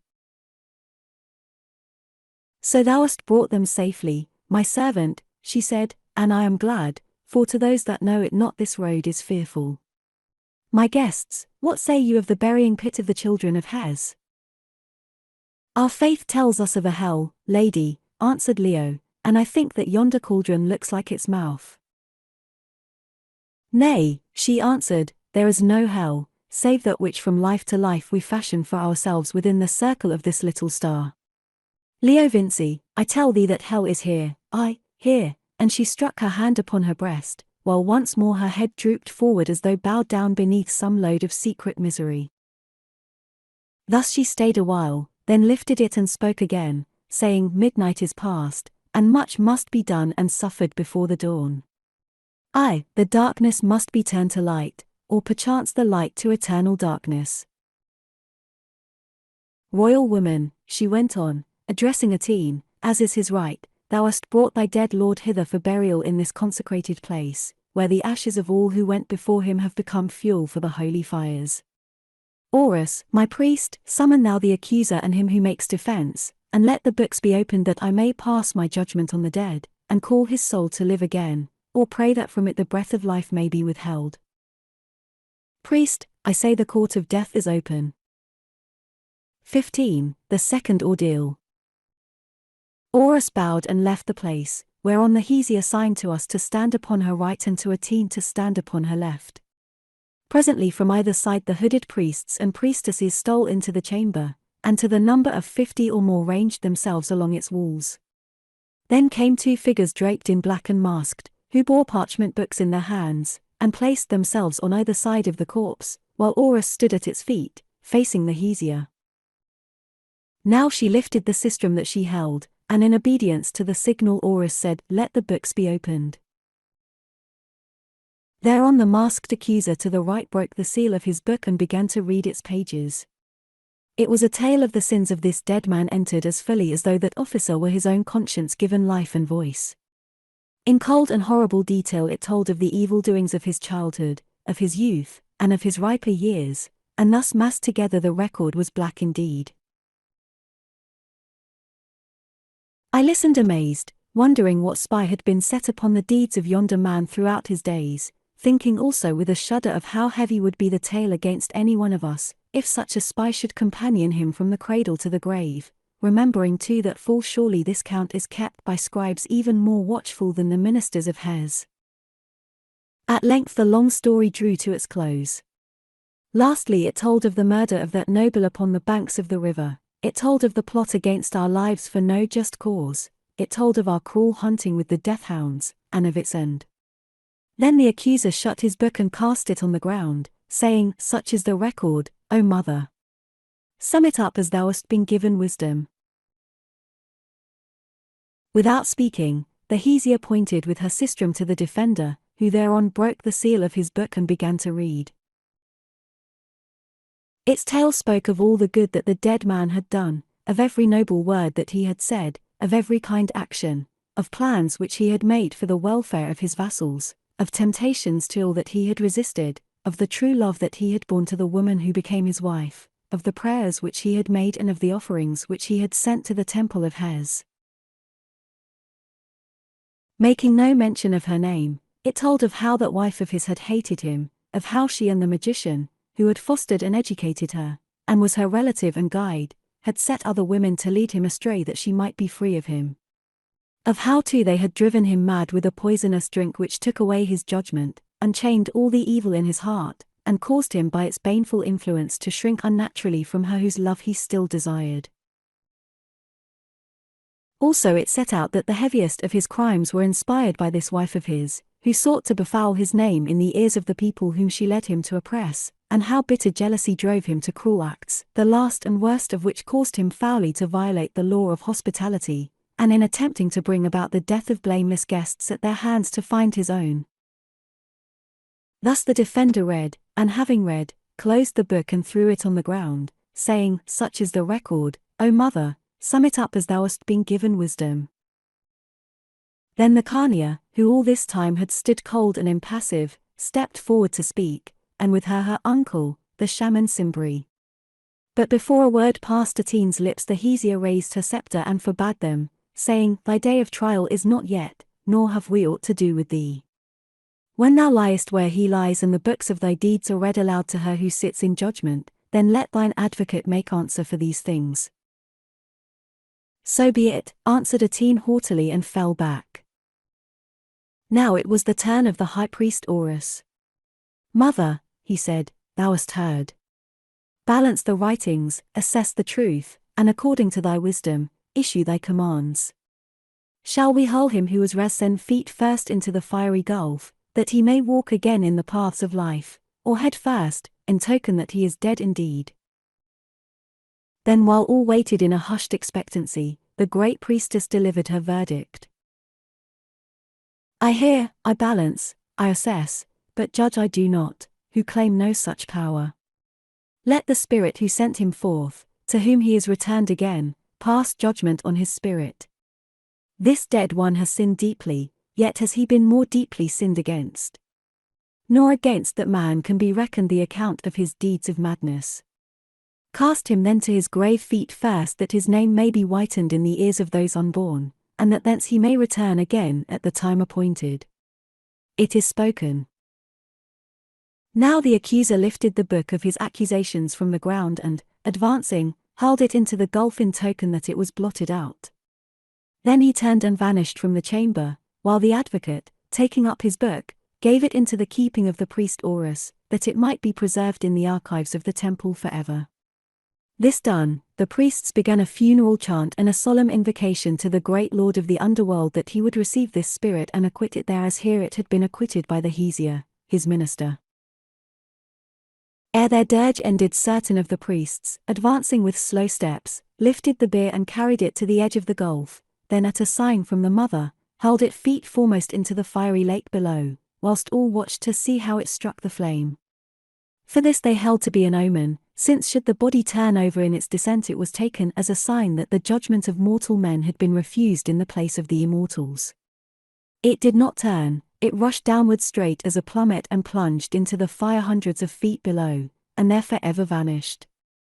This indeed was not strange since, as we discovered afterwards, the feet were weighted. In fact, this solemn rite was but a formula that, down to the exact words of judgment and committal, had been practiced here from unknown antiquity over the bodies of the priests and priestesses of the mountain, and of certain of the great ones of the plain. So it was in ancient Egypt, whence without doubt this ceremony of the trial of the dead was derived, and so it continued to be in the land of Hes, for no priestess ever ventured to condemn the soul of one departed. The real interest of the custom, apart from its solemnity and awful surroundings, centered in the accurate knowledge displayed by the masked accuser and advocate of the life deeds of the deceased. It showed that although the College of Hes affected to be indifferent to the doings and politics of the people of the plain that they once ruled and over which, whilst secretly awaiting an opportunity of reconquest, they still claimed a spiritual authority, the attitude was assumed rather than real. Moreover, it suggested a system of espionage so piercing and extraordinary that it was difficult to believe it unaided by the habitual exercise of some gift of clairvoyance. The service, if I may call it so, was finished. The dead man had followed the record of his sins into that lurid sea of fire, and by now was but a handful of charred dust. But if his book had closed, ours remained open and at its strangest chapter. We knew it, all of us, and waited, our nerves thrilled, with expectancy. The Hesea sat brooding on her rocky throne. She also knew that the hour had come. Presently she sighed, then motioned with her scepter and spoke a word or two, dismissing the priests and priestesses, who departed and were seen no more. Two of them remained, however, Horace and the head priestess who was called Papave, a young woman of a noble countenance. "Listen, my servants," she said. "Great things are about to happen, which have to do with the coming of yonder strangers, for whom I have waited these many years, as is well known to you. Nor can I tell the issue, since to me, to whom power is given so freely, foresight of the future is denied. It well may happen, therefore, that this seat will soon be empty and this frame but food for the eternal fires. Nay, grieve not, for I do not die, and if so, the spirit shall return again. Hearken, Papave. Thou art of the blood, and to thee alone have I opened all the doors of wisdom. If I pass now or at any time, take thou the ancient power, fill thou my place, and in all things do as I have instructed thee, that from this mountain light may shine upon the world. Further I command thee, and thee also, Horace my priest, that if I be summoned hence you entertain these strangers hospitably until it is possible to escort them from the land, whether by the road they came or across the northern hills and deserts. Should the Khania Atene attempt to detain them against their will, then raise the tribes upon her in the name of the Hesea, depose her from her seat, conquer her land and hold it. Hear and obey."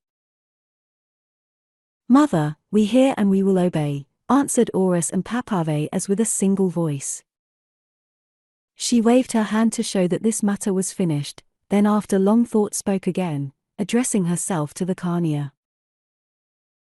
"Atene, last night thou didst ask me a question why thou dost love this man," and she pointed to Leo. "To that the answer would be easy, for is he not one who might well stir passion in the breast of a woman such as thou art? But thou didst say also that thine own heart and the wisdom of yonder magician, thy uncle, told thee that since thy soul first sprang to life thou hadst loved him, and didst adjure me by the power to whom I must give my account to draw the curtain from the past and let the truth be known. Woman, the hour has come, and I obey thy summons, not because thou dost command but because it is my will. Of the beginning I can tell thee nothing, who am still human and no goddess. I know not why we three are wrapped in this coil of fate, I know not the destinies to which we journey up the ladder of 1,000 lives, with grief and pain climbing the endless stair of circumstance, or, if I know, I may not say. Therefore I take up the tale where my own memory gives me light. The Hesea paused, and we saw her frame shake as though beneath some fearful inward effort of the will. Look now behind you, she cried, throwing her arms wide. We turned, and at first saw nothing save the great curtain of fire that rose from the abyss of the volcano, whereof, as I have told, the crest was bent over by the wind like the crest of a breaking billow. But presently, as we watched, in the depths of this red veil, nature's awful lamp flame, a picture began to form as it forms in the seer's magic crystal. Behold! A temple set amid sands and washed by a wide, palm-bordered river, and across its pyloned court processions of priests, who pass to and fro with flaunting banners. The court empties, I could see the shadow of a falcon's wings that fled across its sunlit floor. A man clad in a priest's white robe, shaven-headed, and barefooted, enters through the southern pylon gate and walks slowly towards a painted granite shrine, in which sits the image of a woman crowned with the double crown of Egypt, surmounted by a lotus bloom, and holding in her hand the sacred sistrum. Now, as though he heard some sound, he halts and looks towards us, and by the heaven above me, his face is the face of Leo Vinci in his youth, the face too of that Callicrates whose corpse we had seen in the caves of Kor. Look, look, gasped Leo, catching me by the arm, but I only nodded my head in answer. The man walks on again, and kneeling before the goddess in the shrine, embraces her feet and makes his prayer to her. Now the gates roll open, and a procession enters, headed by a veiled, noble-looking woman, who bears offerings, which she sets on the table before the shrine, bending her knee to the effigy of the goddess. Her oblations made, she turns to depart, and as she goes brushes her hand against the hand of the watching priest, who hesitates, then follows her. When all her company have passed the gate she lingers alone in the shadow of the pylon, whispering to the priest and pointing to the river and the southern land beyond. He is disturbed, he reasons with her, till, after one swift glance round, she lets drop her veil, bending towards him and their lips meet. As time flies her face is turned towards us, and lo! It is the face of a teen, and amid her dusky hair the aura is reflected in jeweled gold, the symbol of her royal rank. She looks at the shaven priest, she laughs as though in triumph, she points to the westering sun and to the river, and is gone. Aye, and that laugh of long ago is echoed by a teen at our side, for she also laughs in triumph and cries aloud to the old shaman, true diviners were my heart and thou. Behold how I won him in the past. Then, like ice on fire fell the cold voice of the Hesea. Be silent, woman, and see how thou didst lose him in the past. Lo! The scene changes, and on a couch a lovely shape lies sleeping. She dreams, she is afraid, and over her bends and whispers in her ear a shadowy form clad with the emblems of the goddess in the shrine, but now wearing upon her head the vulture cap. The woman wakes from her dream and looks round, and oh! The face is the face of Ayesha as it was seen of us when first she loosed her veil in the caves of Kor. A sigh went up from us, we could not speak who thus fearfully once more beheld her loveliness. Again she sleeps, again the awful form bends over her and whispers. It points, the distance opens. Lo! On a stormy sea a boat, and in the boat two wrapped in each other's arms, the priest and the royal woman, while over them like a vengeance, raw-necked and ragged-pinioned, hovers a following vulture, such a vulture as the goddess wore for headdress. That picture fades from its burning frame, leaving the vast sheet of fire empty as the noonday sky. Then another forms. First a great, smooth-walled cave carpeted with sand, a cave that we remembered well. Then lying on the sand, now no longer shaven, but golden-haired, the corpse of the priest staring upwards with his glazed eyes, his white skin streaked with blood, and standing over him two women. One holds a javelin in her hand and is naked except for her flowing hair, and beautiful, beautiful beyond imagining. The other, wrapped in a dark cloak, beats the air with her hands, casting up her eyes as though to call the curse of heaven upon her rival's head. And those women are she into whose sleeping ear the shadow had whispered, and the royal Egyptian who had kissed her lover beneath the pylon gate. Slowly all the figures faded, it was as though the fire ate them up, for first they became thin and white as ashes, then vanished. The Hesea, who had been leaning forward, sank backwards in her chair, as if weary with the toil of her own magic. For a while confused pictures flitted rapidly to and fro across the vast mirror of the flame, such as might be reflected from an intelligence crowded with the memories of over 2,000 years which it was too exhausted to separate and define. Wild scenes, multitudes of people, great caves, and in them faces, amongst others our own, starting up distorted and enormous, to grow tiny in an instant and depart, stark imaginations of forms towering and divine, of things monstrous and inhuman, armies marching, illimitable battlefields, and corpses rolled in blood, and hovering over them the spirits of the slain. These pictures died as the others had died, and the fire was blank again. Then the Hesea spoke in a voice very faint at first, that by slow degrees grew stronger. "Is thy question answered, O Athene? I have seen strange sights, mother, mighty limnings worthy of thy magic, but how know I that they are more than vapors of thine own brain cast upon yonder fire to deceive and mock us? 5. Listen then, said the Hesea, in her weary voice, to the interpretation of the writing, and cease to trouble me with thy doubts. Many an age ago, but shortly after I began to live this last, long life of mine, Isis, the great goddess of Egypt, had her holy house at Bebit, near the Nile. It is a ruin now, and Isis has departed from Egypt, though still under the power that fashioned it and her. She rules the world, for she is nature's self. Of that shrine a certain man, a Greek, Callicrates by name, was chief priest, chosen for her service by the favor of the goddess, vowed to her eternally and to her alone, by the dreadful oath that might not be broken without punishment as eternal. In the flame thou sawest that priest, and here at thy side he stands, reborn, to fulfill his destiny and ours. There lived also a daughter of Pharaoh's house, one Amenartes, who cast eyes of love upon this Callicrates, and, wrapping him in her spells, for then as now she practiced witcheries, caused him to break his oaths and fly with her, as thou sawest written in the flame. Thou, Athene, wast that Amenartes.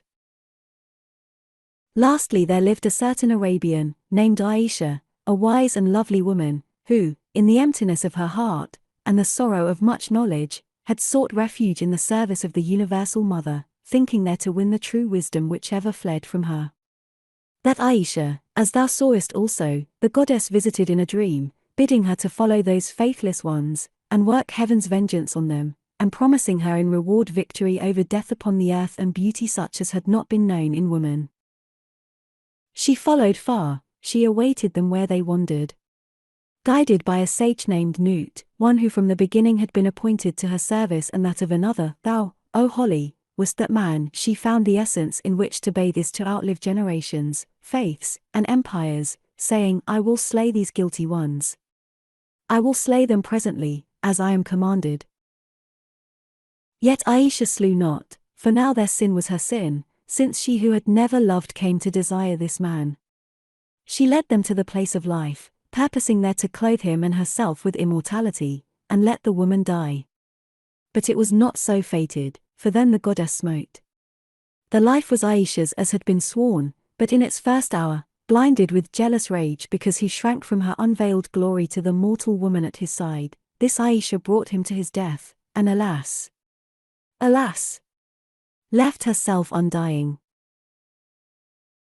Thus did the angry goddess work woe upon her faithless ministers, giving to the priest swift doom, to the priestess Ayesha, long remorse and misery, and to the royal Amenartes jealousy more bitter than life or death, and the fate of unending effort to win back that love which, defying heaven, she had dared to steal, but to be bereft thereof again.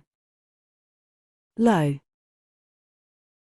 Now the ages pass, and, at the time appointed, to that undying Ayesha who, whilst awaiting his rebirth, from century to century mourned his loss, and did bitter penance for her sins, came back the man, her heart's desire. Then, whilst all went well for her and him, again the goddess smote and robbed her of her reward. Before her lover's living eyes, sunk in utter shame and misery, the beautiful became hideous, the undying seemed to die. Yet, O Callicrates, I tell thee that she died not. Did not Ayesha swear to thee yonder in the caves of Kor that she would come again? For even in that awful hour this comfort kissed her soul. Thereafter, Leo Vinci, who art Callicrates, did not her spirit lead thee in thy sleep and stand with thee upon this very pinnacle which should be thy beacon light to guide thee back to her? And didst thou not search these many years, not knowing that she companioned thy every step and strove to guard thee in every danger, till at length in the permitted hour thou camest back to her? She paused, and looked towards Leo, as though awaiting his reply. Of the first part of the tale, except from the writing on the sherd, I know nothing, lady, he said. Of the rest I, or rather we, know that it is true. Yet I would ask a question, and I pray thee of thy charity let thy answer be swift and short. Thou sayest that in the permitted hour I came back to Ayesha. Where then is Ayesha? Art thou Ayesha? And if so, why is thy voice changed? Why art thou less in stature? Oh! In the name of whatever god thou dost worship, tell me, art thou Ayesha?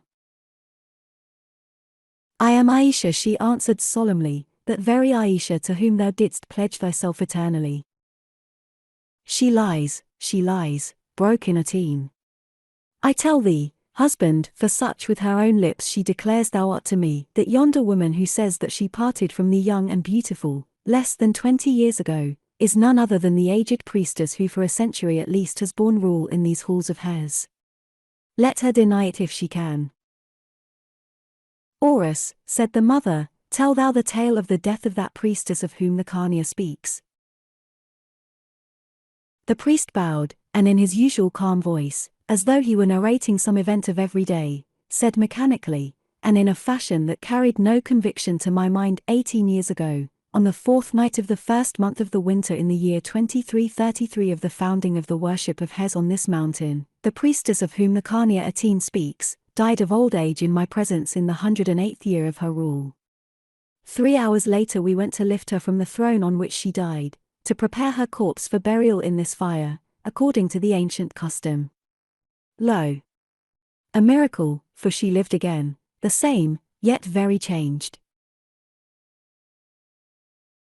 Thinking this a work of evil magic, the priests and priestesses of the college rejected her, and would have driven her from the throne. Thereon the mountain blazed and thundered, the light from the fiery pillars died, and great terror fell upon the souls of men. Then from the deep darkness above the altar where stands the statue of the Mother of Men, the voice of the living goddess spoke, saying, accept ye her whom I have set to rule over you, that my judgments and my purposes may be fulfilled.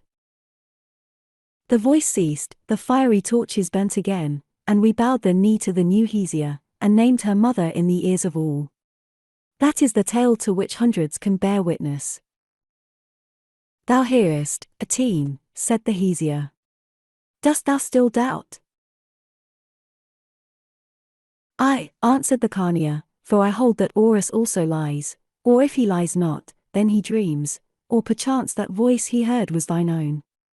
Now if thou art this undying woman, this Ayesha, let proof be made of it to these two men who knew thee in the past. Tear away those wrappings that guard thy loveliness thus jealously. Let thy shape divine, thy beauty incomparable, shine out upon our dazzled sight. Surely thy lover will not forget such charms, surely he will know thee, and bow the knee, saying, this is my immortal, and no other woman. Then, and not till then, will I believe that thou art even what thou declarest thyself to be, an evil spirit, who bought undying life with murder and used thy demon loveliness to bewitch the souls of men. Now the Hesia on the throne seemed to be much troubled, for she rocked herself to and fro, and wrung her white draped hands. Callicrates, she said in a voice that sounded like a moan, is this thy will? For if it be, know that I must obey. Yet I pray thee command it not, for the time is not yet come, the promise unbreakable is not yet fulfilled. I am somewhat changed, Callicrates, since I kissed thee on the brow and named thee mine, yonder in the caves of Kor. Leo looked about him desperately, till his eyes fell upon the mocking face of a teen, who cried, "Bid her unveil, my lord. I swear to thee I'll not be jealous." At that taunt he took fire. "Aye," he said, "I bid her unveil, that I may learn the best or worst, who otherwise must die of this suspense. Howsoever changed, if she be Ayesha I shall know her, and if she be Ayesha, I shall love her."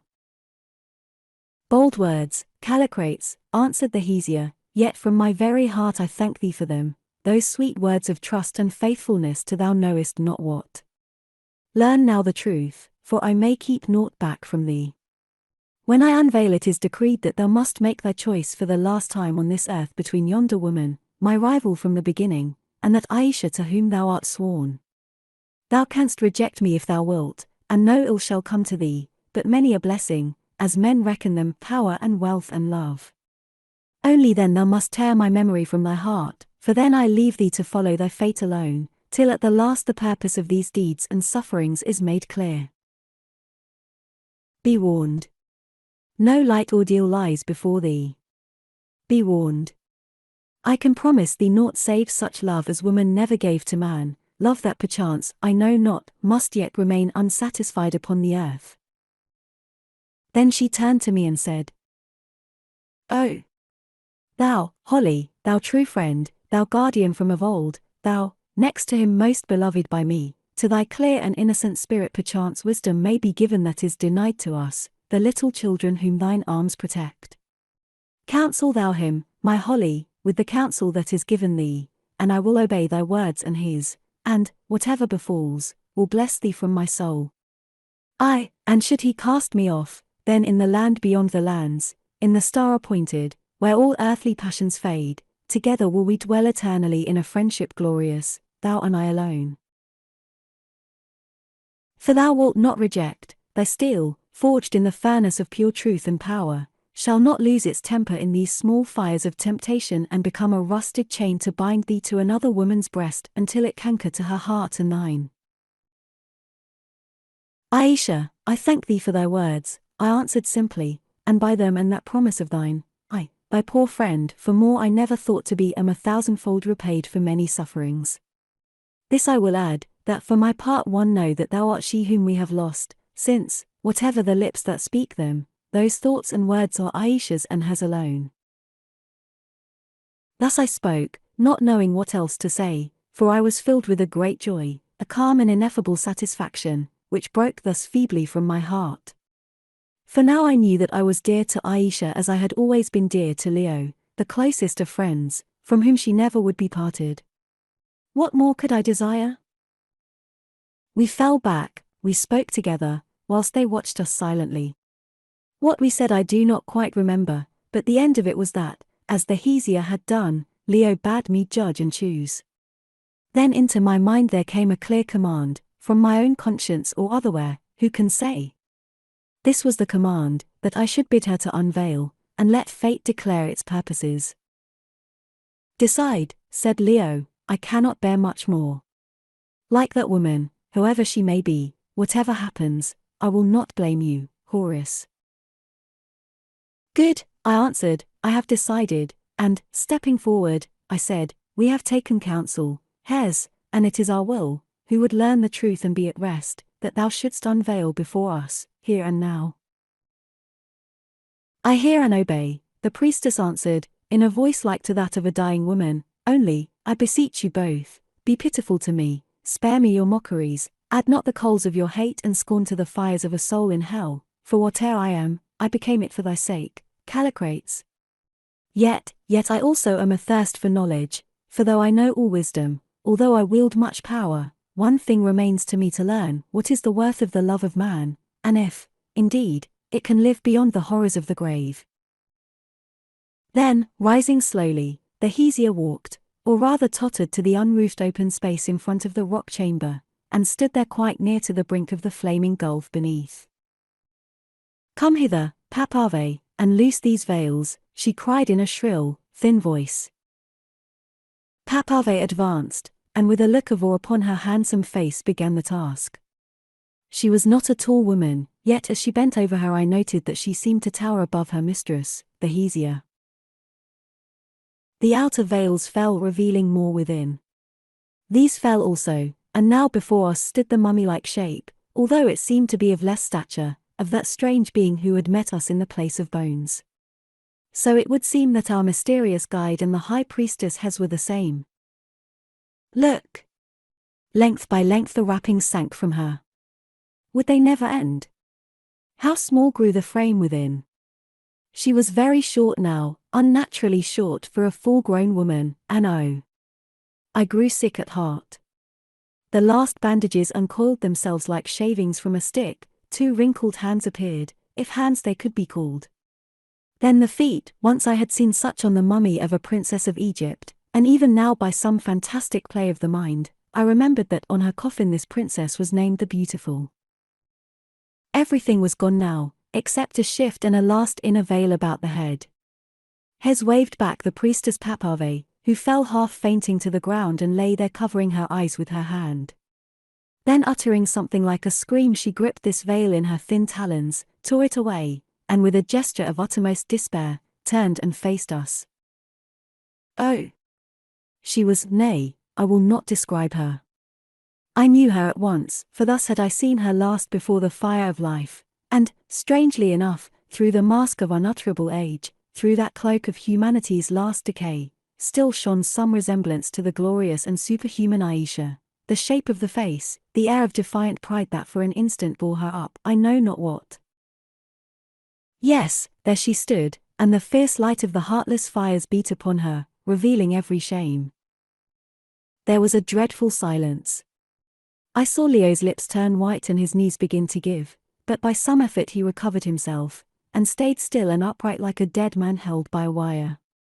Also I saw Atene, and this is to her credit, turn her head away.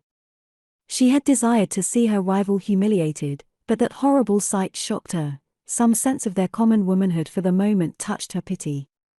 Only Simbri, who, I think, knew what to expect, and Horus remained quite unmoved. Indeed, in that ghastly silence the latter spoke, and ever afterwards I loved him for his words. What of the vile vessel, rotted in the grave of time? What of the flesh that perishes, he said. Look through the ruined lamp to the eternal light which burns within. Look through its covering carrion to the inextinguishable soul. My heart applauded these noble sentiments. I was of one mind with Horus, but oh, heaven! I felt that my brain was going, and I wished that it would go, so that I might hear and see no more. That look which gathered on Ayesha's mummy face. At first there had been a little hope, but the hope died, and anguish took its place. Something must be done, this could not endure. My lips clave together, no word would come, my feet refused to move. I began to contemplate the scenery. How wonderful were that sheet of flame, and the ripples which ran up and down its height. How awesome its billowy crest. It would be warm lying in yonder red gulf below with the dead Rasen, but oh! I wished that I shared his bed and had finished with these agonies. Thank heaven, Atene was speaking. She had stepped to the side of the naked-headed thing, and stood by it in all the pride of her rich beauty and perfect womanhood. Leo Vinci, or Callicrates, said Atene, take which name thou wilt, thou thinkest ill of me perhaps, but know that at least I scorn to mock a rival in her mortal shame. She told us a wild tale but now, a tale true or false, but more false than true, I think, of how I robbed a goddess of a votary, and of how that goddess Ayesha's self perchance was avenged upon me for the crime of yielding to the man I loved. Well, let goddesses, if such indeed there be, take their way and work their will upon the helpless, and I, a mortal, will take mine until the clutch of doom closes round my throat and chokes out life and memory, and I too am a goddess, or a clod. Meanwhile, thou man, I shame not to say it before all these witnesses, I love thee, and it seems that this woman or goddess loves thee also, and she has told us that now thou must choose between us once and forever. She has told us too that if I sinned against Isis, whose minister be it remembered she declares herself she sinned yet more. For she would have taken thee both from a heavenly mistress and from an earthly bride, and yet snatched that guerdon of immortality which is hers today. Therefore if I am evil, she is worse, nor does the flame that burns within the casket whereof Horace spoke shine so very pure and bright. Choose thou then Leo Vinci, and let there be an end. I vaunt not myself, thou knowest what I have been and seest what I am. Yet I can give thee love and happiness and, mayhap, children to follow after thee, and with them some place and power. What yonder which can give thee thou canst guess. Tales of the past, pictures on the flame, wise maxims and honeyed words, and after thou art dead once more, promises perhaps, of joy to come when that terrible goddess whom she serves so closely shall be appeased. I have spoken. Yet I will add a word. O thou for whom, if the Hesiod's tale be true, I did once lay down my royal rank and dare the dangers of an unsailed sea, O thou whom in ages gone I would have sheltered with my frail body from the sorceries of this cold, self-seeking witch, O thou whom but a little while ago at my own life's risk I drew from death in yonder river, choose, choose. To all this speech, so moderate yet so cruel, so well reasoned and yet so false, because of its glosses and omissions, the huddled Ayesha seemed to listen with a fierce intentness. Yet she made no answer, not a single word, not a sign even, she who had said her say and scorned to plead her part. I looked at Leo's ashen face. He leaned towards Atene, drawn perhaps by the passion shining in her beauteous eyes, then of a sudden straightened himself, shook his head and sighed. The color flamed to his brow, and his eyes grew almost happy. After all, he said, thinking aloud rather than speaking, I have to do not with unknowable pasts or with mystic futures, but with the things of my own life. Ayesha waited for me through 2,000 years, Atene could marry a man she hated for power's sake, and then could poison him, as perhaps she would poison me when I wearied her. I know not what oaths I swore to Aminatas, if such a woman lived. I remember the oaths I swore to Ayesha. If I shrink from her now, why then my life is a lie and my belief a fraud, then love will not endure the touch of age and never can survive the grave. Nay, remembering what Ayesha was I take her as she is, in faith and hope of what she shall be.